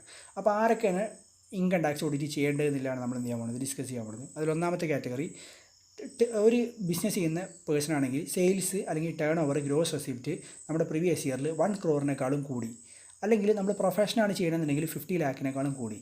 അങ്ങനെ കൂടിക്കഴിഞ്ഞാൽ ഇതിൽ ഏത് കണ്ടീഷൻ സാറ്റിസ്ഫൈ ചെയ്താലും ഏതെങ്കിലും ഒന്ന് സാറ്റിസ്ഫൈ ചെയ്താലും ഓഡിറ്റ് ചെയ്യണം കേട്ടോ. അപ്പോൾ ഇത്രയുള്ള കേസ് സെയിൽസ് അല്ലെങ്കിൽ ഗ്രോസ് റെസിപ്റ്റ് 100. ബിസിനസ്സിൻ്റെ കേസിൽ ബിസിനസ്സിൻ്റെ ലിമിറ്റ് 1 crore. 1 crore കൂടുതൽ സെയിൽസ് കൂടുക, പ്രോഫിറ്റ് അല്ല കേട്ടോ, സെയിൽസ് കൂടുക. അതുപോലെ തന്നെ പ്രൊഫഷൻ്റെ കേസിലാണെങ്കിൽ ഗ്രോസ് റെസിപ്റ്റ് പ്രോഫിറ്റ് അല്ല 50 lakhs കൂടി കഴിഞ്ഞാലും എന്ത് നിർബന്ധമാണ്? ഓഡിറ്റ് നിർബന്ധമാണ്. പിന്നെ അതുപോലെ തന്നെ മൂന്നാമത്തെ കേസ് ഇതാണ്, നമ്മൾ പ്രിസംപ്റ്റീവ് ടാക്സേഷൻ എന്നൊരു കേസ് പറയുന്നുണ്ട്. അത് ഡീറ്റെയിൽ നമ്മൾ പറയും. അപ്പോൾ ആ സമയത്ത് ഞാൻ പറയാം ഈ ബാക്കി എന്താ പറയുക 3 കേസും ഞാൻ പറയാം. ഈ കേസുകളിലൊക്കെയാണ് നമ്മൾ എന്ത് ചെയ്യേണ്ടത്? ഓഡിറ്റ് ചെയ്യേണ്ടത്. ഓക്കെ. അപ്പോൾ ഓഡിറ്റ് ആർക്ക് മാത്രമേ ചെയ്യാൻ പറ്റത്തുള്ളൂ? ഈ 2 ലിമിറ്റ് പ്രധാനമായിട്ട് നിങ്ങൾ ഓർത്ത് വെക്കുക. ഏതൊക്കെ? നമ്മുടെ ബിസിനസ്സിൻ്റെ കേസിൽ ഗ്രോസ് റെസിപ്റ്റ് 1 crore മുകളിൽ കൂടുക. അതുപോലെ തന്നെ പ്രൊഫഷൻ്റെ കേസിൽ ഗ്രോസ് റെസിപ്റ്റ് ഏത് ചെയ്യുക? 50 lakhs കൂടുക. ഫൈൻ. അപ്പോൾ നമ്മൾ ഇപ്പോൾ ഡിസ്കസ് ചെയ്തുകൊണ്ടിരിക്കുന്ന ഇൻകം ടാക്സിൻ്റെ ഏറ്റവും പ്രാക്ടിക്കൽ റിലവൻസും ഇല്ല, അതുപോലെ തന്നെ എക്സാമിനേഷൻ റിലവൻസും ഉള്ള, അത് വളരെ ബ്യൂട്ടിഫുൾ ആയിട്ടുള്ള ഒരു ഏരിയയിലൂടെയാണ് നമ്മൾ എന്ത് ചെയ്യുന്നത്? കവറപ്പ് ചെയ്ത് പോയിക്കൊണ്ടിരിക്കുന്നത്. So please listen carefully. നിങ്ങളൊരു നോർമൽ ബിസിനസ് മാൻ്റെ പോയിൻ്റ് ഓഫ് വ്യൂ നമ്മൾ ആലോചിക്കുന്ന സമയത്ത് വളരെ ചെറിയ, ഇപ്പോൾ ഗ്രോസ് റെസീറ്റ് 25 lakhs കൂടുമ്പോൾ അല്ലെങ്കിൽ പ്രോഫിറ്റ് 2,50,000 കൂടുമ്പോഴേ ഒരു ഇൻഡിവിജ്വൽ അല്ലെങ്കിൽ HUF എന്ത് ചെയ്യണം? ബുക്സ് ഓഫ് അക്കൗണ്ട്സ് മെയിൻറ്റെയിൻ ചെയ്യണം. പിന്നെ ടേൺ ഓവർ സെയിൽസ് 2 crore മുകളിൽ പോവുകയാണെങ്കിൽ അവരെന്ത് ചെയ്യണം? അവർ ഓഡിറ്റ് ചെയ്യിപ്പിക്കണം. അപ്പോൾ ഇതൊക്കെ ഒരുപാട് പ്രൊസീജിയറൽ കംപ്ലയൻസസ് ആണ്. അപ്പോൾ നമ്മുടെ സ്മാൾ ബിസിനസ് കൺസേണിനൊന്നും ഇതുപോലെ ബുക്സ് മെയിൻറ്റെയിൻ ചെയ്യണമെങ്കിൽ അവർ തോന്നിയ പോലെ കുമാരേട്ടൻ ബിസിനസ്സിൽ പറ്റി ബുക്ക് എഴുതുന്ന പോലെ ഒന്നും എഴുതാൻ പറ്റത്തില്ല. റെക്കോർഡിക്കലി നമ്മൾ ഏതൊക്കെ ബുക്സ് മെയിൻറ്റെയിൻ ചെയ്യണം എന്നൊക്കെ പറയുന്നുണ്ട്. അപ്പോൾ ചെറിയൊരു എൻറ്റിറ്റീസിനൊക്കെ ഈ ബുക്സ് മെയിൻറ്റെയിൻ ചെയ്യാൻ വേണ്ടിയിട്ട് ഒരാളെ വെച്ച് ബുക്സ് മെയിൻറ്റെയിൻ ചെയ്ത് ടാക്സ് ഓഡിറ്റൊക്കെ ചെയ്യിപ്പിച്ച് ഇൻകം ടാക്സ് അടക്കുക എന്നൊക്കെ പറഞ്ഞു കഴിഞ്ഞാൽ ദാറ്റ് ഈസ് നോട്ട് പ്രാക്ടിക്കബിൾ. അപ്പോൾ അതിനെ ഓവർകം ചെയ്യാൻ വേണ്ടിയിട്ട് ഇൻകം ടാക്സ് കൊടുക്കുന്ന അല്ലെങ്കിൽ സ്മാൾ ടാക്സ് പേയേഴ്സിന് കൊടുക്കുന്ന ഒരു റിലീഫാണ് ആക്ച്വലി എന്ത്? പ്രിസംപ്റ്റീവ് ടാക്സേഷൻ എന്ന് പറയും. അപ്പോൾ പ്രിസംപ്റ്റീവ് ടാക്സേഷൻ 3 ആളുകൾക്കാണ്, 5 ടൈപ്പ് ആളുകൾക്കുണ്ട്. പക്ഷെ നമുക്ക് 3 ടൈപ്പ് പ്രിസംപ്റ്റീവ് ടാക്സേഷൻ നമുക്കിവിടെ പഠിക്കാനുള്ളൂ. എന്താണ് പ്രിസംപ്റ്റീവ് ടാക്സേഷൻ എന്ന് പറഞ്ഞു കഴിഞ്ഞാൽ, നിങ്ങൾ ബുക്സ് മെയിൻറ്റെയിൻ ചെയ്യേണ്ട, അല്ലെങ്കിൽ നിങ്ങൾ സ്മാൾ അസസീസ് ആണെങ്കിൽ, സ്മാൾ ഇൻകം അസസീസ് ആണെങ്കിൽ, ആരൊക്കെയാണ് സ്മാൾ ഇൻകം അസസീസ് എന്നൊക്കെ പറയുന്നുണ്ട്. അപ്പോൾ നിങ്ങൾ സ്മാൾ ഇൻകം അസസീസ് ആണ്. അത് ബിസിനസ്സിനും ഉണ്ട്, പ്രൊഫഷനും ഉണ്ട്, അതുപോലെ തന്നെ ട്രാൻസ്പോർട്ട് ഓപ്പറേറ്റർക്കും എന്തുണ്ട്? Presumptive taxation. നിങ്ങൾ ബുക്ക് മെയിൻറ്റെയിൻ ചെയ്യേണ്ട, നിങ്ങൾ ഓഡിറ്റ് ഒന്നും ചെയ്യേണ്ട. നിങ്ങൾ നിങ്ങളുടെ ഗ്രോസ് റെസിപ്റ്റിൻ്റെ ഗ്രോസ് ഇൻകത്തിൻ്റെ ഒരു പെർസെൻറ്റേജ് ഇൻകമായിട്ട് കാണിക്കുക. എന്നിട്ട് ആ ഇൻകമായിട്ട് കാണിച്ചിട്ട് നിങ്ങൾ അതിന്മേൽ എന്ത് ചെയ്താൽ മതി? ടാക്സ് അടച്ചാൽ മതി. അപ്പോൾ ഇതിൽ നമ്മുടെ അസസീസിനുള്ള ബെനിഫിറ്റ് എന്താണ്? അസസീസിന് ഒരുപാട് പ്രൊസീജിയറൽ കംപ്ലയിൻസ് എന്ത് ചെയ്യും? ഒഴിഞ്ഞു കിട്ടും. അവർക്ക് ബുക്ക് മെയിൻറ്റെയിൻ ചെയ്യാൻ ഒരാളെ വെക്കണ്ട, അതുപോലെ തന്നെ ചാർട്ടർ അക്കൗണ്ടിനെ കൊണ്ട് ഓഡിറ്റ് ചെയ്യിപ്പിക്കേണ്ട, അങ്ങനെ ഒരുപാട് ബെനിഫിറ്റുകൾ അവർക്കുണ്ട്. അപ്പോൾ പ്രിസംപ്റ്റീവ് ടാക്സേഷൻ എന്ന് പറഞ്ഞാൽ ഇത്രേ ഉള്ളൂ. ബുക്ക് വേണ്ട, ഓഡിറ്റ് വേണ്ട, അതുപോലെ തന്നെ വേറെ ഡിറക്ഷനും മറിച്ചോ ഒന്നുമില്ല. ടോട്ടൽ ഗ്രോസ് റെസിപ്റ്റിൻ്റെ ഒരു ഇൻകം ടാക്സ് പറയുന്ന ഒരു ഫിക്സ്ഡ് പെർസെൻറ്റേജ് നമ്മൾ ഇൻകമായിട്ട്, ടാക്സിബിൾ ഇൻകമായിട്ട് കമ്പ്യൂട്ട് ചെയ്യുക. എപ്പോഴാണ് ശരിക്കും നമ്മൾ ടാക്സിബിൾ ഇൻകം നമുക്ക് കിട്ടുക? നമ്മളെല്ലാ എക്സ്പെൻസും റെക്കോർഡ് ചെയ്ത്, എല്ലാ ഇൻകവും റെക്കോർഡ് ചെയ്ത്, ഇൻകം നമ്മൾ എക്സ്പെൻസ് മൈനസ് ചെയ്ത്, ഡിപ്രീസിയേഷനൊക്കെ പ്രൊവൈഡ് ചെയ്ത്, ഇൻകം ടാക്സിലെ സെക്ഷൻ 32 അല്ലെങ്കിൽ 28 മുതൽ സെക്ഷൻ 44 വരെയുള്ള എല്ലാ സെക്ഷനും നമ്മൾ അപ്ലൈ ചെയ്തിട്ടാണ് നമ്മൾ ടാക്സിബിൾ PGBP കാണുക. അപ്പോൾ നമ്മൾ പ്രിസംപ്റ്റീവ് ടാക്സേഷനാണ് നമ്മൾ ഓപ്റ്റ് ചെയ്യണമെങ്കിൽ ഇതൊക്കെ ചെയ്യേണ്ട ആവശ്യമുണ്ടോ? ഒരാവശ്യമില്ല. നീ total gross receipt total sale എടുത്തിട്ട് ആ സെയിലുമേ ഇൻകം ടാക്സ് പറയുന്ന ഒരു പെർസെൻറ്റേജ് ഉണ്ട്, അത് എത്രയെന്നില്ലൊക്കെ നമ്മൾ പഠിക്കും. ആ പെർസെൻറ്റേജ് അപ്ലൈ ചെയ്ത് കഴിഞ്ഞാൽ അതാണ് നിൻ്റെ ഇൻകം. പിന്നെ നിൻ്റെ ചിലവ് എത്ര, നിൻ്റെ ശരിക്കുള്ള ലാഭത്തിലൊന്നും നീ നോക്കണ്ട, അത് ഇൻകമായിട്ട് കണ്ടിട്ട് ആ ഇൻകത്തുമ്പോൾ എത്രയാണോ നിൻ്റെ ടാക്സ് റേറ്റ്, സ്ലാബ് റേറ്റ് ആണെങ്കിൽ സ്ലാബ് റേറ്റ്, ഫ്ലാറ്റ് റേറ്റ് ആണെങ്കിൽ ഫ്ലാറ്റ് റേറ്റ് കണ്ടിട്ട് നീ എന്ത് ചെയ്യുക, ടാക്സ് അടിച്ച് വീട്ടിൽ പോയി കിടന്നുറങ്ങുക. ഇതാണ് പ്രിസംപ്റ്റീവ് ടാക്സേഷൻ. ഇത് ആർക്ക് ബെനിഫിഷ്യലാണ്, ആർക്ക് കൂടുതൽ ബെനിഫിഷ്യലാണ്? നമ്മുടെ അസസീസിന് കൂടുതൽ ബെനിഫിഷ്യലാണ്. അപ്പോൾ ഇത് ആർക്കാണ് ഈ പ്രൊവിഷനൊക്കെ ശരിക്കും കൊടുക്കുക? സ്മാൾ ടാക്സ് പേയേഴ്സിനാണോ ലാർജ് ടാക്സ് പേയേഴ്സിനാണോ? ഉറപ്പായിട്ടും ഇത് സ്മാൾ ടാക്സ് പേയേഴ്സിന് മാത്രമേ ഇത് എന്ത് ചെയ്യുള്ളൂ, പ്രൊവൈഡ് ചെയ്യുള്ളൂ. കാരണം ഇത് സ്മാൾ ടാക്സ് പേയേഴ്സിൻ്റെ പ്രൊസീജിയറൽ കംപ്ലയൻസ് അല്ലെങ്കിൽ പ്രൊസീജിയർ കംപ്ലയൻസ് ബേർഡൻസ് കുറക്കാൻ വേണ്ടിയിട്ടാണ് ഈ ഒരു ബെനിഫിറ്റ് ആക്ച്വലി പ്രൊവൈഡ് ചെയ്യുന്നത്. വലിയ ആളുകൾക്ക് കുറച്ച് കംപ്ലയൻസ് ബേർഡൻ ഉണ്ടായാലും വലിയ കുഴപ്പമൊന്നുമില്ല, അവരെ സഹിച്ചോട്ടെ കേട്ടോ. അപ്പോൾ ഞാൻ പറഞ്ഞു 3 പ്രിസംപ്റ്റീവ് ടാക്സേഷൻ ഉണ്ട്. അതിൽ ഒന്നാമത്തെ പ്രിസംപ്റ്റീവ് ടാക്സേഷനാണ് ആരും അറിയോ? Presumptive taxation for business, section 44 AD. അപ്പോൾ നമ്മൾ section 44 A compulsory audit, compulsory maintenance books, section 44 AD audit, section 44 AD അല്ല 44 AB audit, section 44 AD presumptive taxation for ബിസിനസ്സിൻ്റെ കേസിൽ ആർക്കത് കിട്ടാമെന്ന് ചോദിച്ചു കഴിഞ്ഞാൽ എലിജിബിൾ അസസീസ് ആണ്, എലിജിബിൾ ബിസിനസ് ആണ്, റെസിഡൻറ്റ് ഇൻഡിവിജ്വൽ അല്ലെങ്കിൽ HUF അല്ലെങ്കിൽ ഫേം. LLPക്ക് കിട്ടൂല കേട്ടോ. അതെന്തുകൊണ്ടാണ് പ്രത്യേകം പറയുന്നത് വെച്ചാൽ നമ്മൾ മുമ്പേ പറഞ്ഞിട്ടുണ്ട്, ഇൻകം ടാക്സിൽ LLPക്ക് എന്ന് പറഞ്ഞാൽ നമ്മുടെ ആരുടെ സെയിം ട്രീറ്റ്മെൻ്റ് ആണ്, ഫേമിൻ്റെ സെയിം ട്രീറ്റ്മെൻ്റ് ആണ് നമ്മൾ ഘോരം പ്രസംഗിച്ചിട്ടുണ്ട്. പക്ഷേ LLPക്ക് ഈ ഡിഡക്ഷൻ കിട്ടത്തില്ല. അപ്പോൾ റെസിഡൻ്റ് ആയിട്ടുള്ള ഇൻഡിവിജ്വലിന് HUFന് ഫേമിന് എന്ത് കിട്ടും? ഫേമിന് പ്രിസംപ്റ്റീവ് ടാക്സേഷൻ ഓപ്റ്റ് ചെയ്യുക അല്ലെങ്കിൽ പ്രിസംപ്റ്റീവ് ടാക്സേഷൻ തിരഞ്ഞെടുക്കുക. പ്രിസംപ്റ്റീവ് ടാക്സേഷൻ തിരഞ്ഞെടുക്കണമെങ്കിൽ അവരുടെ ടേൺ ഓവർ 2 കോടിനേക്കാളും കൂടുതലാവരുത്. അങ്ങനെ 2 കോടിനേക്കാളും കൂടുതലായിട്ടല്ല, അല്ലെങ്കിൽ 2 കോടിനേക്കാൾ കുറവാണ് അവരുടെ ടേൺ ഓവർ എന്നുണ്ടെങ്കിൽ അവർ ഇൻകം കാണിക്കേണ്ടത് എത്രയെന്ന് ചോദിച്ചു കഴിഞ്ഞാൽ അവരുടെ ടേൺ ഓവറിൻ്റെ 8% എന്ത് ചെയ്യുക, ഇൻകം കാണിക്കുക. ഒരു എക്സാമ്പിൾ പറഞ്ഞാൽ എൻ്റെ ടേൺ ഓവർ എന്ന് പറഞ്ഞാൽ 1 കോടിയാണ്. 1 കോടിയാണ് ഞാനൊരു ഇൻഡിവിജ്വലാണ്, ഞാൻ എന്താ പറയുക റെസിഡൻ്റാണ്, എൻ്റെ ടേൺ ഓവർ 1 കോടിയാണെങ്കിൽ ഞാൻ ആ 1 കോടിൻ്റെ 8% ഇൻകമായിട്ട് കാണിക്കുക, PGBP ഇൻകമായിട്ട് കാണിക്കുക എന്ന് പറഞ്ഞാൽ 8 ലക്ഷം എൻ്റെ ഇൻകമായിട്ട് കാണിക്കുക. ഞാൻ ബുക്ക് മെയിൻറ്റെയിൻ ചെയ്യേണ്ട, ഞാൻ എന്ത് ചെയ്യേണ്ട, ഓഡിറ്റ് ഒന്നും ചെയ്യേണ്ട. എത്രയാണോ ടോട്ടൽ സെയിൽസിൻ്റെ 8% നമ്മൾ ഇൻകം ഡിക്ലെയർ ചെയ്യുക. Profit and loss account compute ചെയ്തിട്ട് നമ്മൾ ടാക്സിബിൾ PGBP ഡിഡക്ഷൻസ് ഒക്കെ കൊടുത്ത് ഡിപ്രീസിയേഷനൊക്കെ കൊടുത്തിട്ട് സെക്ഷൻ 35 AD ഇതൊക്കെ നോക്കിയിട്ട് ഒന്നും ചെയ്യേണ്ട. നീ നിൻ്റെ ടോട്ടൽ ഗ്രോസ് റെസിപ്റ്റിൻ്റെ അല്ലെങ്കിൽ സെയിൽസിൻ്റെ എത്ര പെർസെൻറ്റേജ് ഇൻകമായിട്ട് കാണിക്കുക? 8% ഇൻകമായിട്ട് കാണിക്കുക. 8% മിനിമം ഉണ്ടോ, 8% മുകളിൽ കാണിക്കുക, പ്രശ്നമൊന്നുമില്ല. ഇനി ഇത് ആർക്കൊക്കെ കിട്ടുള്ളൂ? റെസിഡൻ്റ് ആയിട്ടുള്ള ഇൻഡിവിജ്വൽ HUF ഫേമിനെ കിട്ടത്തുള്ളൂ. അതുപോലെ തന്നെ നമ്മൾ 44 AE ബിസിനസ് ചെയ്യുന്ന ആളുകൾ, 44 AE ബിസിനസ് എന്താണെന്നില്ല നമ്മൾ പഠിക്കും. Agency business, commission brokerage business ചെയ്യുന്ന ആളുകൾക്കൊന്നും 44 AD എന്ത് ചെയ്യാൻ പറ്റില്ല, ഓപ്റ്റ് ചെയ്യാൻ പറ്റില്ല. ഇനി നമുക്ക് കിട്ടിയ ഗ്രോസ് റെസീറ്റ് ബാങ്ക് ത്രൂ ആണ്. ബാങ്ക് ത്രൂ പറഞ്ഞാൽ account payee cheque, account payee draft, ECS, prescribed facility എന്നൊക്കെ പറഞ്ഞില്ലേ, അതിലൂടെയാണ് നമുക്ക് കിട്ടിയതെന്നുണ്ടെങ്കിൽ നമ്മൾ അതിൻ്റെ പ്രിസംപ്റ്റീവ് ഇൻകം എന്ന് പറഞ്ഞാൽ നമ്മൾ 8% കാണിക്കേണ്ട ആവശ്യമില്ല, നമ്മൾ 6% കാണിച്ചാൽ മതി. ഒരു എക്സാമ്പിൾ പറഞ്ഞാൽ എൻ്റെത് ഒരു ആമസോണിലെ സെല്ലറാണ് ഞാൻ, എൻ്റെ ഫുൾ ഇൻകം വരുന്നത് എനിക്ക് എത്രയാണ്, ഓൺലൈൻ ത്രൂ ആണ് ഇൻകം വരുന്നത്. അങ്ങനെയാണെന്നുണ്ടെങ്കിൽ എൻ്റെ പ്രിസംപ്റ്റീവ് ഇൻകം എന്ന് പറഞ്ഞാൽ എൻ്റെ ഇൻകം 1 crore ആണെങ്കിൽ ഞാൻ അതിൻ്റെ 6% ഇൻകം കാണിച്ചാൽ മതി. അതായത് എത്ര ഇൻകം കാണിക്കേണ്ട, 8% കാണിക്കേണ്ട. ഇനി എനിക്ക് രണ്ടും ഉണ്ട്. ആമസോണിൽ 50 ലക്ഷം ഗ്രോസ് ഇൻകം വന്നു, പുറത്തുകൂടെ ക്യാഷ് ആയിട്ട് 50 ലക്ഷം ഗ്രോസ് ഇൻകം വന്നുവെങ്കിൽ ഈ ആമസോണിൽ വന്ന 50 ലക്ഷത്തിന്മേൽ ഞാൻ എന്ത് ചെയ്യുക, 6% കാണിക്കുക, 3 lakh ഞാൻ കാണിക്കുക. അതുപോലെ തന്നെ അടുത്ത 50 ലക്ഷത്തിന്മേൽ ക്യാഷ് ആയിട്ട് വന്ന അല്ലെങ്കിൽ ഈ പ്രിസ്ക്രൈബ്ഡ് മോഡിൽ അല്ലാതെ വന്ന ഇൻകത്തിന്മേൽ ഞാൻ എന്ത് ചെയ്യുക, 8% കാണിക്കുക, എത്ര 4 lakh കാണിക്കുക. അങ്ങനെയും നമുക്ക് എന്തുണ്ട്, ഓപ്ഷൻ ഉണ്ട്. അപ്പോൾ ഇതാണ് എന്ത്, പ്രിസംപ്റ്റീവ് ടാക്സേഷൻ. പ്രിസംപ്റ്റീവ് ടാക്സേഷൻ നമ്മൾ ഓപ്റ്റ് ചെയ്ത് കഴിഞ്ഞാൽ പിന്നെ വേറെ ഒരു ഡിറക്ഷൻ നമുക്ക് കിട്ടില്ല. സെക്ഷൻ 30 മുതൽ 38 വരെ അല്ല എല്ലാ ഡിറക്ഷൻ നമുക്ക് കിട്ടി. പിന്നെ അതുപോലെ തന്നെ ബുക്സ് ഓഫ് അക്കൗണ്ട്സ് നമ്മൾ മെയിൻറ്റെയിൻ ചെയ്യണോ വേണ്ട, ഓഡിറ്റ് ചെയ്യണോ വേണ്ട. അപ്പോൾ ഇതാണ് presumptive taxation for business section 44 AD. പൊളിയല്ലേ? ഓക്കെ.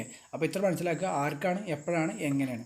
പിന്നെ അതുപോലെ തന്നെ നമ്മൾ കമ്പൽസറി ഓഡിറ്റ് പറഞ്ഞ സമയത്ത് നമ്മൾ എന്താ പറയുക വിട്ടൊരു സെക്ഷനായിരുന്നു. സെക്ഷൻ ആർക്കൊക്കെ ഓഡിറ്റ് എന്ന് പറഞ്ഞാൽ നമ്മൾ ആ ലിമിറ്റ് മാത്രമേ പറഞ്ഞുള്ളൂ. അതുപോലെ വേറെ ലിമിറ്റ് നമ്മൾ പറഞ്ഞില്ല.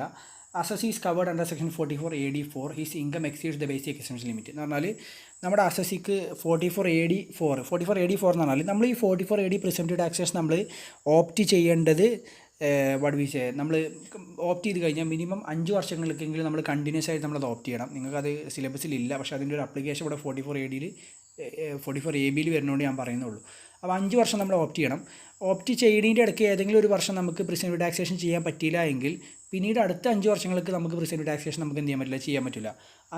അങ്ങനത്തെ കേസ് വന്നു കഴിഞ്ഞാലും നമുക്ക് പ്രിസംപ്റ്റീവ് ടാക്സേഷൻ ചെയ്യാൻ പറ്റാത്ത കേസ് വന്നു കഴിഞ്ഞാലും നമ്മൾ എന്താ പറയുക ടേൺ ഓവർ 2 കോടിന് താഴെ ആണെങ്കിലും നമ്മൾ എന്ത് ചെയ്യണം, കമ്പൽസറി ഓഡിറ്റ് ചെയ്യണം. അപ്പോൾ ഇവിടെ ചെറിയൊരു പലർക്കും സംശയം ഉണ്ടാവുന്ന കേസ്, ഇപ്പോൾ എൻ്റെ ടേൺ ഓവർ 1 കോടിൻ്റെ മുകളിൽ പോയി കഴിഞ്ഞാൽ എനിക്ക് ഓഡിറ്റ് വേണം. പക്ഷേ 2 കോടി വരെ പ്രിസംപ്റ്റീവ് ടാക്സേഷൻ ചെയ്യുക. 2 കോടി എൻ്റെ പ്രിസംപ്റ്റീവ് ടാക്സേഷൻ ചെയ്യുമ്പോൾ ഓഡിറ്റ് ഉണ്ടാവും ചെയ്യില്ല. അപ്പോൾ ഫോർ എക്സാമ്പിൾ എൻ്റെ ടേൺ ഓവർ 1.5 കോടിയാണ്. അപ്പോൾ എൻ്റെ ടേൺ ഓവർ 1.5 കോടിയാണെങ്കിൽ ഐ ഹാവ് 2 ഓപ്ഷൻസ്. ഒന്നെങ്കിൽ എന്ത് ചെയ്യുക, പ്രിസംപ്റ്റീവ് ചെയ്യുക, അല്ലെങ്കിൽ ബുക്സ് ഓഫ് അക്കൗണ്ട്സ് മെയിൻറ്റെയിൻ ചെയ്യുക. അപ്പോൾ പ്രിസംപ്റ്റീവ് ചെയ്യുകയാണെങ്കിൽ ഞാൻ പിന്നെ എന്ത് ചെയ്യേണ്ട, ഓഡിറ്റ് ചെയ്യേണ്ട. മറിച്ച് ഞാൻ ബുക്സ് ഓഫ് അക്കൗണ്ട്സ് വഴി ഞാൻ പോവുകയാണ്, ഞാൻ പ്രിസംപ്റ്റീവ് ടാക്സേഷൻ അല്ല ചെയ്യുന്നത്, 8% ഇൻകം കാണുകയല്ല, ഞാൻ ബുക്സ് ഓഫ് അക്കൗണ്ട്സ് ചെയ്തിട്ട് ഞാൻ ടാക്സബിൾ PGBP കണ്ടിട്ടാണ് ഞാൻ ടാക്സ് എടുക്കുകയാണെങ്കിൽ എനിക്ക് ബുക്സ് ഓഫ് അക്കൗണ്ട്സ് മെയിൻറ്റെയിൻ ചെയ്യണം. അല്ലാതെ ഞാൻ പ്രിസംപ്റ്റീവ് ചെയ്യുകയാണെങ്കിൽ മാത്രമേ എനിക്ക് ബുക്സ് ഓഫ് അക്കൗണ്ട് ചെയ്യുന്നതിൽ എന്നെ എന്ത് ചെയ്യുള്ളൂ, ഒഴിവാക്കുള്ളൂ. Okay, moving on. അപ്പോൾ പ്രിസംപ്റ്റീവ് ടാക്സേഷൻ ഇപ്പോൾ ആരുടെ പ്രിസംപ്റ്റീവ് ടാക്സേഷൻ നമ്മൾ പറഞ്ഞത്, ബിസിനസ്സിൻ്റെ പ്രിസംപ്റ്റീവ് ടാക്സേഷനാണ്. അതേപോലെ ആർക്കും പ്രിസംപ്റ്റീവ് ടാക്സേഷൻ ഉണ്ട്, പ്രൊഫഷണൽസിനും പ്രിസംപ്റ്റീവ് ടാക്സേഷൻ ഉണ്ട്. അപ്പോൾ പ്രൊഫഷണൽസിൻ്റെ പ്രിസംപ്റ്റീവ് ടാക്സേഷനാണ് സെക്ഷൻ 44A/DA. അപ്പോൾ 44A/DA പ്രകാരം ആർക്കാണ് ഇത് ഡിഡക്ഷൻ ആർക്കാണ് ഈ പ്രിസംപ്റ്റീവ് ടാക്സേഷൻ അവൈൽ ചെയ്യാൻ പറ്റുകയെന്ന് ചോദിച്ചു കഴിഞ്ഞാൽ, റെസിഡൻ്റ് ആയിട്ടുള്ള assessee engage in specified profession. നമ്മൾ മേലെ പറഞ്ഞില്ലേ സ്പെസിഫൈഡ് പ്രൊഫഷൻ ബുക്സ് ഓഫ് അക്കൗണ്ട്സിൻ്റെ കേസിൽ, ആ ബുക്സ് ഓഫ് അക്കൗണ്ട്സിൻ്റെ കേസിൽ പറഞ്ഞ സ്പെസിഫൈഡ് പ്രൊഫഷൻ ചെയ്യുന്ന ആളുകൾക്ക് മാത്രമേ ബുക്സ് ഓഫ് ഈ 44A/DA പ്രിസംപ്റ്റീവ് ടാക്സേഷൻ ചെയ്യാൻ പറ്റുള്ളൂ. അവരുടെ ലിമിറ്റ് നമ്മൾ ADയിൽ പറഞ്ഞ ലിമിറ്റ് 2 crore ടേൺ ഓവർ. അവിടെ അതേപോലെ ഇവിടുത്തെ ലിമിറ്റ് ഗ്രോസ് റെസിപ്റ്റിൻ്റെ ലിമിറ്റ് എത്രയാണ്, 50 lakh ആണ്. അങ്ങനെ 50 lakhൻ്റെ താഴെ അല്ലെങ്കിൽ 50 lakh ആണ് നിങ്ങളുടെ ഗ്രോസ് റെസിപ്റ്റുള്ള പ്രൊഫഷണലാണ് നിങ്ങളെങ്കിൽ നിങ്ങളെ ബുക്സ് ഓഫ് അക്കൗണ്ട്സ് മെയിൻറ്റെയിൻ ചെയ്തിട്ട് പ്രോഫിറ്റ് ഒന്നും കാണണ്ട, നിങ്ങളുടെ ഗ്രോസ് ഇൻകത്തിൻ്റെ 50% ഇൻകമായിട്ട് കാണിക്കുക.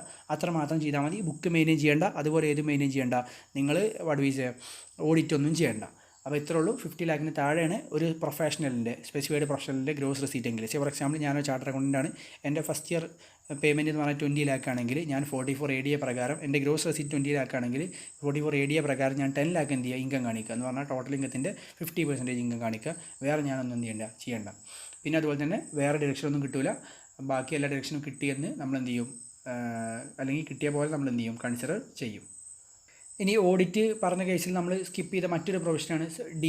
അതെന്താ വെച്ചാൽ അസസി നോട്ടിഫൈഡ് പ്രൊഫഷനാണ് ചെയ്യുന്നത്. പക്ഷേ അവൻ്റെ പ്രോഫിറ്റ് ഏതിനേക്കാൾ കുറവാണെന്നാണ് പറയുന്നത്, 44A/A കുറവാണെന്ന് പറയുകയാണെങ്കിലും അവൻ എന്ത് ചെയ്യണം, ഓഡിറ്റ് ചെയ്യണം എന്ന് പറഞ്ഞാൽ അപ്പോൾ ഗ്രോസ് റെസീറ്റ് 50 lakhന് മുകളിലാണ് നോക്കാതെ തന്നെ അവൻ ഓഡിറ്റ് ചെയ്യണം. Let me give an example. ഇപ്പോൾ എൻ്റെ ഗ്രോസ് റെസീറ്റ് പറഞ്ഞാൽ 20 lakh ആണ്. അപ്പോൾ 50 lakhന് മുകളിലല്ല ഞാൻ ഓഡിറ്റ് ചെയ്യേണ്ട. അപ്പോൾ 20 lakh ആണ്. പക്ഷേ ഞാൻ എൻ്റെ PGBP ഞാൻ പറഞ്ഞു എൻ്റെ PGBP 9 ലക്ഷം ഉള്ളൂ എന്ന് പറഞ്ഞു. അപ്പോൾ 9 ലക്ഷം ഉള്ളൂ എന്ന് പറയുമ്പോൾ എൻ്റെ PGBP എന്ന് പറഞ്ഞാൽ 9/20 എന്ന് പറയുമ്പോൾ ജസ്റ്റ് എത്ര ഉള്ളൂ, 45% ഉള്ളൂ. പക്ഷേ 44A/Aയിൽ പറയുന്നുണ്ട് മിനിമം ഇൻകം എത്രയെങ്കിലും വേണം, ഗ്രോസ് റെസീപ്റ്റിൻ്റെ 50% വേണമെന്നാണ് പറയുന്നത്. അപ്പോൾ 44A/Aയിൽ പറഞ്ഞ പെർസെൻറ്റേജിനേക്കാളും കുറവായിട്ടാണ് ഞാൻ PGBP കാണിക്കുന്നതെങ്കിൽ ഞാൻ ബുക്സ് ഓഫ് അക്കൗണ്ട്സ് മെയിൻറ്റെയിൻ ചെയ്യും വേണം, ഞാൻ എന്ത് ചെയ്യണം, ഓഡിറ്റ് ചെയ്യുകയും വേണം. അതാണ് ഈ സെക്ഷൻ പറയുന്നത് കേട്ടോ. അപ്പോൾ നമ്മളിപ്പോൾ 3 പ്രിസംപ്റ്റീവ് ടാക്സേഷൻ ഉണ്ടെന്ന് ഞാൻ നിങ്ങളോട് പറഞ്ഞായിരുന്നു. സെക്ഷൻ 44A/D നമ്മൾ പറഞ്ഞു പ്രിസംപ്റ്റീവ് ടാക്സേഷൻ ഫോർ ബിസിനസ് 8%, 2 കോടിൻ്റെ താഴെ ടേൺ ഓവറിലുള്ളവർക്ക്, റെസിഡൻറ്റ് ഇൻഡിവിജ്വൽ HUF ഫേമിന്, അതുപോലെ തന്നെ ഏജൻസി ബിസിനസ് ബ്രോക്കറേജ് ബിസിനസ് ചെയ്യുന്നവർക്ക് കിട്ടില്ല. നെക്സ്റ്റ് നമ്മൾ പറഞ്ഞു സ്പെസിഫൈഡ് പ്രൊഫഷൻ്റെ കേസിലെ പ്രിസംപ്റ്റീവ് ടാക്സേഷൻ 44A/DA. അതിൻ്റെ പെക്യുലാരിറ്റീസ് ഏതൊക്കെ നമ്മൾ പറഞ്ഞു, 50 lakhന് താഴെ ടേൺ ഓവറിലെ റെസിഡൻറ്റ് അസോസിയേഷനെ കിട്ടുക. പ്രിസംപ്റ്റീവ് ഇൻകം എന്ന് പറഞ്ഞാൽ 50% ഓഫ് ഗ്രോസ് റെസിപ്റ്റ്. ഇനി നെക്സ്റ്റ് നമ്മൾ പറയാൻ പോകുന്നത് last presumptive taxation for second last ടോപ്പിക്കാണ് നമ്മുടെ presumptive taxation for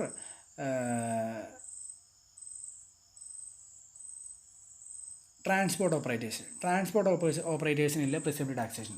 transport operators എന്ന് പറഞ്ഞാൽ അസസി അല്ലെങ്കിൽ ആർക്കാണ് ഈ ഡിറക്ഷൻ കിട്ടുകയെന്ന് ചോദിച്ചു കഴിഞ്ഞാൽ, അസസിക്ക് 10 അസസി എന്ന് പറഞ്ഞാൽ അസസിൻ്റെ ബിസിനസ് പറഞ്ഞാൽ playing, hiring, leasing such goods carriage play ചെയ്യുക എന്ന് പറഞ്ഞാൽ ഗുഡ്സ് ക്യാരേജ് റെൻറ്റിന് കൊടുക്കുക, അല്ലെങ്കിൽ വാടക കൊടുക്കുക, അല്ലെങ്കിൽ ലീസിന് കൊടുക്കുക. ഇങ്ങനത്തെ ബിസിനസ്സിലെ അസസിക്കാണ് ഈ സെക്ഷൻ 44AE പ്രകാരം. നെക്സ്റ്റ് മൂന്നാമത്തെ presumptive ടാക്സേഷനാണ് transport ഓപ്പറേറ്റർക്കുള്ള presumptive taxation. 44AE പ്രകാരം പ്രിസംപ്റ്റീവ് ടാക്സേഷൻ്റെ ബെനിഫിറ്റ് എന്ത് ചെയ്യാൻ പറ്റുക, എടുക്കാൻ പറ്റുക. അപ്പോൾ എടുക്കാൻ പറ്റുന്ന സമയത്ത് ഇവിടെ കുറച്ച് കണ്ടീഷൻസ് പറയുന്നുണ്ട്. ഈ അസസിക്ക് 44AE ഓപ്റ്റ് ചെയ്യണമെങ്കിൽ ഈ എന്താ പറയുക playing, hiring, leasing, goods carriage ഉള്ള ആൾക്ക്, ഇവിടുത്തെ ഹീറോ എന്ന് പറഞ്ഞാൽ ഗുഡ്സ് ക്യാരേജ് ആണല്ലോ, നമ്മുടെ പ്രീവിയസ് ഇയറിൽ ഒരൊറ്റ ദിവസം പോലും അല്ലെങ്കിൽ at any time during the previous year അയാളുടെ ഓണർഷിപ്പാണ് കേട്ടോ, അയാളുടെ ഓണർഷിപ്പിൽ 10-ലധികം വെഹിക്കിൾസ് ഉണ്ടാവാൻ പാടില്ല.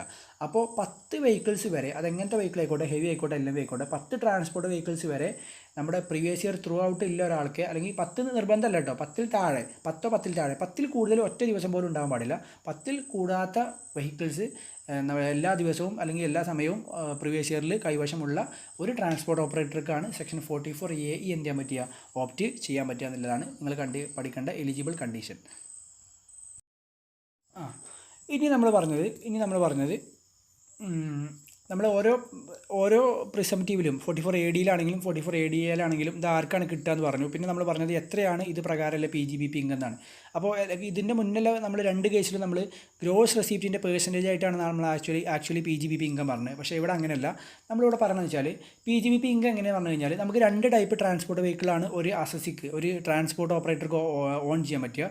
ഹെവി വെഹിക്കിളും അതുപോലെ തന്നെ ഹെവി വെഹിക്കിൾ അല്ലാത്ത അതർ ദാൻ ഹെവി വെഹിക്കിൾ എന്ന് പറഞ്ഞാൽ LMV എന്ന് വിളിക്കുക നമുക്ക് ഷോർട്ടായിട്ട്.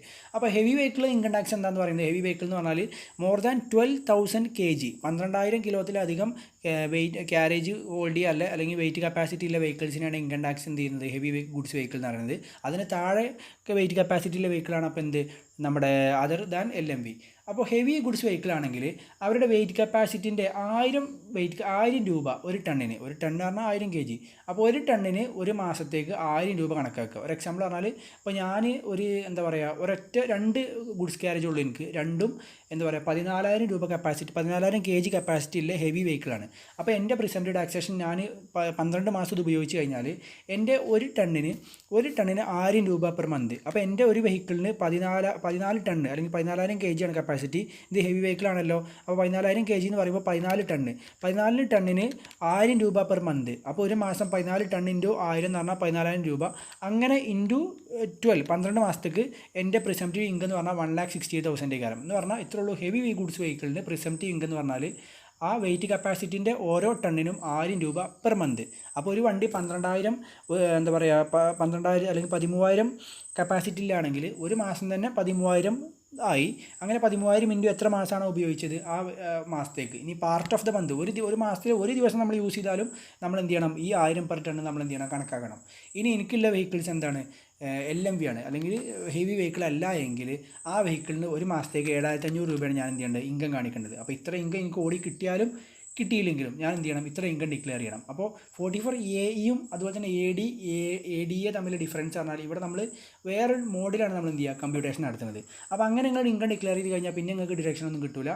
അതുപോലെ തന്നെ നിങ്ങൾ ബുക്സ് ഓഫ് അക്കൗണ്ട്സ് ഒന്നും മെയിൻറ്റെയിൻ ചെയ്യേണ്ട ആവശ്യമില്ല. പിന്നെ അതുപോലെ തന്നെ ആ ഒരു കേസാണ് പറയുന്നത്. അപ്പോൾ ഈ ഒരു ഡിഡക്ഷൻ ക്ലെയിം ചെയ്യണമെങ്കിൽ അസസിക്ക് പ്രീവിയസ് ഇയറിൽ എത്ര വെഹിക്കിൾ ഉണ്ടാകാൻ പാടില്ല, എന്താ പറയുക മോർ ദാൻ 10 വെഹിക്കിൾസ് ഉണ്ടാകാൻ പാടില്ല. ഓക്കെ. അപ്പോൾ നിങ്ങളിതിൽ ഒരു എക്സാമ്പിൾ ചെയ്താൽ U will get A clarity. X business comments ചെയ്തു. എക്സിൻ്റെ ബിസിനസ് എന്താ ചോദിച്ചു കഴിഞ്ഞാൽ ട്രാൻസ്പോർട്ട് ഓപ്പറേറ്റ് ചെയ്യുന്ന ബിസിനസ്സാണ്. 1/4/2019 കമൻസ് ചെയ്തത്. അവൻ ഒരുപാട് വെഹിക്കിൾസൊക്കെ വാങ്ങി. അപ്പോൾ വെഹിക്കിൾസൊക്കെ വാങ്ങി അവന് എന്താ പറയുക വെഹിക്കിൾസിൻ്റെ വെയിറ്റ് കപ്പാസിറ്റിയും എത്ര എണ്ണം വാങ്ങിയെന്നുള്ളതൊക്കെ തന്നിട്ടുണ്ട്, എന്നാണ് വാങ്ങിയെന്നൊക്കെ തന്നിട്ടുണ്ട്. അപ്പോൾ നമുക്കറിയാം നമുക്ക് ഓരോ ഹെവി വെഹിക്കിൾസാണ് വാങ്ങിയെങ്കിൽ ഉപയോഗിച്ചല്ല അവൻ്റെ ഓണർഷിപ്പിലുണ്ടായ ഓരോ മാസത്തിനും അല്ലെങ്കിൽ ഓരോ മാസത്തിൻ്റെ പോർഷനും ഓരോ ടണ്ണിനും 1000 രൂപ വെച്ച്. അതുപോലെ തന്നെ LMV ആണെന്നുണ്ടെങ്കിൽ എത്ര രൂപ വെച്ചിട്ട് 7,500 പെർ മന്ത് ഓരോ വെഹിക്കിൾസിന് വെച്ച്. ഇങ്ങനെയാണ് നമ്മൾ ഇൻകം ഡിക്ലെയർ ചെയ്യേണ്ടത്. അപ്പോൾ നമ്മൾ ഇങ്ങനെ ഒരു ക്വസ്റ്റ്യൻ വന്നാൽ നമ്മൾ ആദ്യം ഇവൻ കണ്ടീഷൻ സാറ്റിസ്ഫൈ ചെയ്യുന്നുണ്ടെന്നുള്ളതാണ് നമ്മൾ നോക്കേണ്ടത്. കണ്ടീഷൻ എന്ന് പറഞ്ഞാൽ അവനക്ക് at any time during the previous year അവനക്ക് 10ൽ കൂടുതൽ വാഹനം ഉണ്ടാകാൻ പാടില്ല. അപ്പോൾ അവന് ടോട്ടൽ വാഹനം വാങ്ങിയിട്ടേ ഉള്ളൂ, വിറ്റിട്ടൊന്നുമില്ല. അപ്പോൾ 2 + 1 3, 3 + 3 6, 6 7 8 9 10 10 ഉള്ളൂ. അപ്പോൾ അവന് കണ്ടീഷൻ സാറ്റിസ്ഫൈ ഉണ്ട്. ഇനി നമ്മൾ എന്ത് ചെയ്യുക, നമ്മൾ ഓരോ വെഹിക്കിൾസിനും അവൻ്റെ വാല്യൂ അസൈൻ ചെയ്യുക. അപ്പോൾ ഇതിൽ ഹെവി വെഹിക്കിൾസ് എത്ര ഉണ്ട് നമ്മൾ നോക്കേണ്ടത്. വെയിറ്റ് കപ്പാസിറ്റി 12,000 കൂടുതലാണ് ഈ ഹെവി. അപ്പോൾ ആകെ ഇവിടെ എത്ര ഹെവി ഉള്ളൂ, 2 ഹെവി വെഹിക്കിൾസ് ഉള്ളൂ, ബാക്കിയൊക്കെ LMV ആണ്.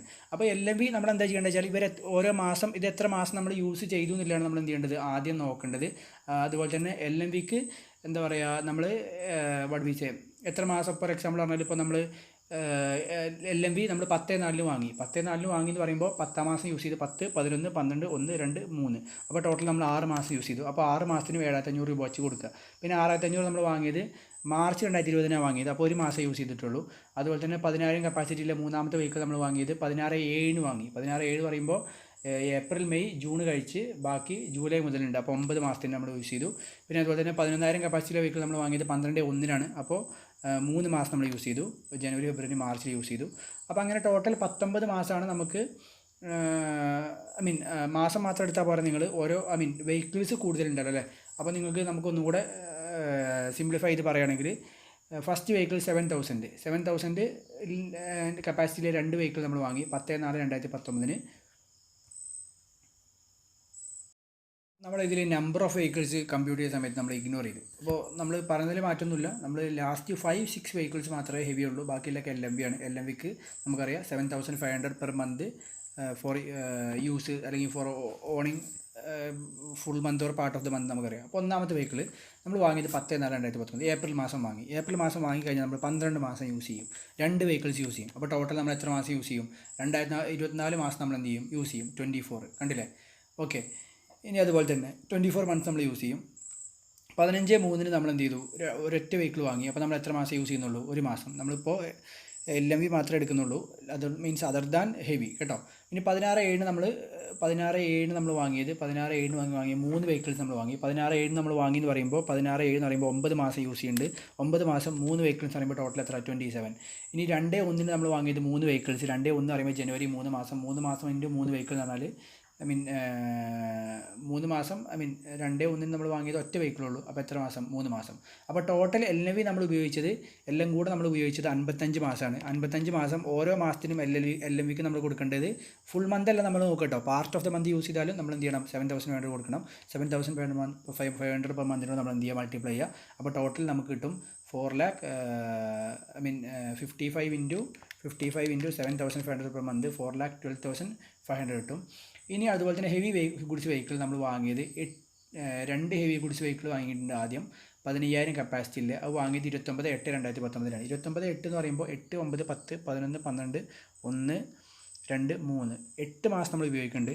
8 മാസം അതിൻ്റെ കപ്പാസിറ്റി 15 കപ്പാസിറ്റി. 15,000 എന്ന് പറയുമ്പോൾ എത്ര ടണ്ണ്? 15 ടണ്ണ്. 15 ടണ്ണിന് ഓരോ 15 ടണ്ണ്. അപ്പോൾ 8 മാസം ഇൻറ്റു 15 ടണ്ണ് ഇൻറ്റു ഓരോ ടണ്ണിനും 1000 രൂപ. 1000. പിന്നെ അതുപോലെ തന്നെ അപ്പോൾ 1,20,000 വരും. അപ്പോൾ 1,20,000 പ്ലസ് ഇനി ഇവിടെ താഴെ 2 വെഹിക്കിൾസ് നമ്മൾ 23/2 വാങ്ങിയിട്ടുണ്ട്. അതിൻ്റെ കപ്പാസിറ്റി 15,000 തന്നെ. അപ്പോൾ ഓരോ ടണ്ണിനും 1000 രൂപ. അപ്പോൾ 15 ടണ്ണ് ഇൻറ്റു 1000 ഇൻറ്റു അങ്ങനത്തെ എത്ര വെഹിക്കിൾസ് ഉണ്ട്? ഒരു വെഹിക്കിൾസ് തന്നെ ഉള്ളൂ. ഇൻറ്റു 1 എത്ര മാസം നമ്മൾ യൂസ് ചെയ്തു? 2 മാസം.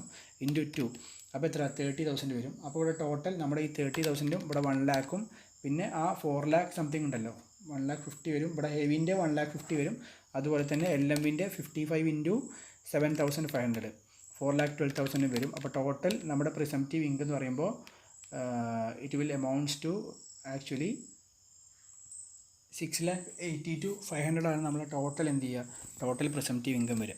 അപ്പോൾ ഇതാണ് പ്രിസംപ്റ്റീവ് ടാക്സേഷൻ ഫോർ നമ്മുടെ ട്രാൻസ്പോർട്ട് ഓപ്പറേറ്റർ. അപ്പോൾ ഇതിൽ ഏറ്റവും വലിയ വെറൈറ്റി എന്ന് പറഞ്ഞു കഴിഞ്ഞാൽ നമ്മൾ ഹെവി വെഹിക്കിൾസ് അതുപോലെ തന്നെ LMV എന്നൊരു ക്ലാസിഫിക്കേഷൻ നമ്മളിവിടെ എന്ത് ചെയ്യുന്നുണ്ട്. അപ്പോൾ ഈ ക്ലാസിഫിക്കേഷനിൽ മനസ്സിലാവേണ്ടത് LMV ആണെന്നുണ്ടെങ്കിൽ ഓരോ യൂസ് ചെയ്യുന്ന ഓരോ മന്തിനും അല്ലെങ്കിൽ പാർട്ട് ഓഫ് ദ മന്തിനും 7,500 പെർ മന്ത് വെഹിക്കിളിന് കൊടുക്കുക. പക്ഷേ നമ്മൾ വെഹിക്കിളിനല്ല നമ്മൾ കൊടുക്കേണ്ടത്, വെയിറ്റിനനുസരിച്ചാണ് നമ്മൾ കൊടുക്കേണ്ടത്. ഏത് വെഹിക്കിളാണെന്നുണ്ടെങ്കിൽ ഹെവി വെഹിക്കിളാണെങ്കിൽ നമ്മൾ പ്രൊവൈഡ് ചെയ്യേണ്ടത് ഓരോ ടണ്ണിനും 1,000 പെർ മന്ത് നമ്മൾ എന്ത് ചെയ്യുക? പ്രൊവൈഡ് ചെയ്യുക. ഹെവി വെഹിക്കിൾ എപ്പോഴാവുക? മോർ ദാൻ 1,000 കപ്പാസിറ്റി ഉണ്ടാകുമ്പോഴാണ് നമ്മൾ എന്ത് ചെയ്യുക? ഹെവി വെഹിക്കിൾ ആവുക. ഇത്രേ ഉള്ളൂ PGBP ചാപ്റ്ററിലെ മേജർ ഏരിയാസ്. പിന്നെ ഒരു കോമ്പോസിറ്റ് ഇൻകം എന്നുള്ളൊരു കേസ് വരുന്നുണ്ട്. കോമ്പോസിറ്റ് ഇൻകം എന്ന് പറഞ്ഞു കഴിഞ്ഞാൽ കോമ്പോസിറ്റ് ഇൻകം സിമ്പിളായിട്ട് പറഞ്ഞു കഴിഞ്ഞാൽ നമ്മുടെ ഇപ്പോൾ ഫോർ എക്സാമ്പിൾ കണ്ണൻ ദേവൻ അവരുടെ സ്വന്തമായിട്ടുള്ള എസ്റ്റേറ്റുകളിൽ അവർക്ക് എന്തുണ്ട്? അവർ എന്താ പറയുക ചായയുടെ ഈ തേയില വളർത്തിയിട്ട് ആ തേയില പ്ലക്ക് ചെയ്തിട്ട് അവരത് റോസ്റ്റ് ചെയ്തിട്ടാണ് അവരെന്ത് ചെയ്യേണ്ടത്? അവർ തേയില പൗഡർ ഉണ്ടാക്കിയിട്ട് ടീ പൗഡർ ഉണ്ടാക്കിയിട്ട് അവർ പാക്ക് ചെയ്തിട്ട് അവർ സെല്ല് ചെയ്യുന്നുണ്ട്. അപ്പോൾ ആക്ച്വലി അവർ നടത്തുന്ന അഗ്രികൾച്ചർ ഓപ്പറേഷൻസ് ആണ്. അല്ലെങ്കിൽ അവർ എന്താ പറയുക തേയില കൃഷി എന്നൊക്കെ പറഞ്ഞാൽ അഗ്രികൾച്ചർ ഓപ്പറേഷനാണ് അൺഡൗട്ടഡ്ലി ഇറ്റ് ഈസ്. പക്ഷേ അത് പാക്ക് ചെയ്തിട്ട് പ്രോസസ്സ് ചെയ്തിട്ട് അവർ സെല്ല് ചെയ്യുന്ന ബിസിനസ് ഓപ്പറേഷനാണ്. അപ്പോൾ പല കേസിലും അഗ്രികൾച്ചർ ഓപ്പറേഷനും അതുപോലെ തന്നെ ബിസിനസ് ഓപ്പറേഷനും എന്തായാലും ക്ലബ് ചെയ്ത് കിടക്കുന്നുണ്ടാവും. അപ്പോൾ ഇത് നമ്മൾ എന്ത് ചെയ്യണം? സെപ്പറേറ്റ് ചെയ്യണം. അങ്ങനെ നമുക്ക് മിക്സ് ആയിട്ട് കിട്ടുന്ന നമ്മളെ ഇംഗത്തെ പറയുന്ന പേരാണ് കോമ്പോസിറ്റ് ഇൻകം. അപ്പോൾ ഇൻകം ടാക്സ് ഒരു 3-4 ഇൻഡസ്ട്രിയിൽ പറയുന്നുണ്ട്.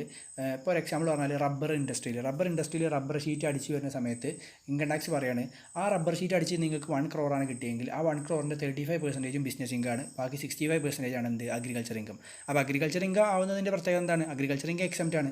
ബാക്കി ബിസിനസ് ഇൻകം ആണ് എന്ത് ചെയ്യുക? ടാക്സ് ചെയ്യുക. ഓക്കെ. അപ്പോൾ അതേപോലെ ബാക്കി ബിസിനസ്സിനും ഓരോ ലിമിറ്റ് പറയുന്നുണ്ട്. ആ ലിമിറ്റ് എന്ത് ചെയ്യുക? ഒന്ന് ശ്രദ്ധിക്കുക. അപ്പോൾ ഓൾമോസ്റ്റ്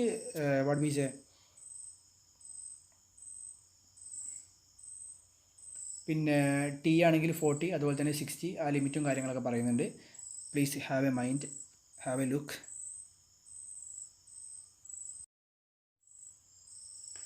ഓക്കെ. ഇല്ലൂസ്ട്രേഷൻ 21 കോമ്പോസിറ്റ് ഇൻകത്തിൻ്റെ കേസാണ്.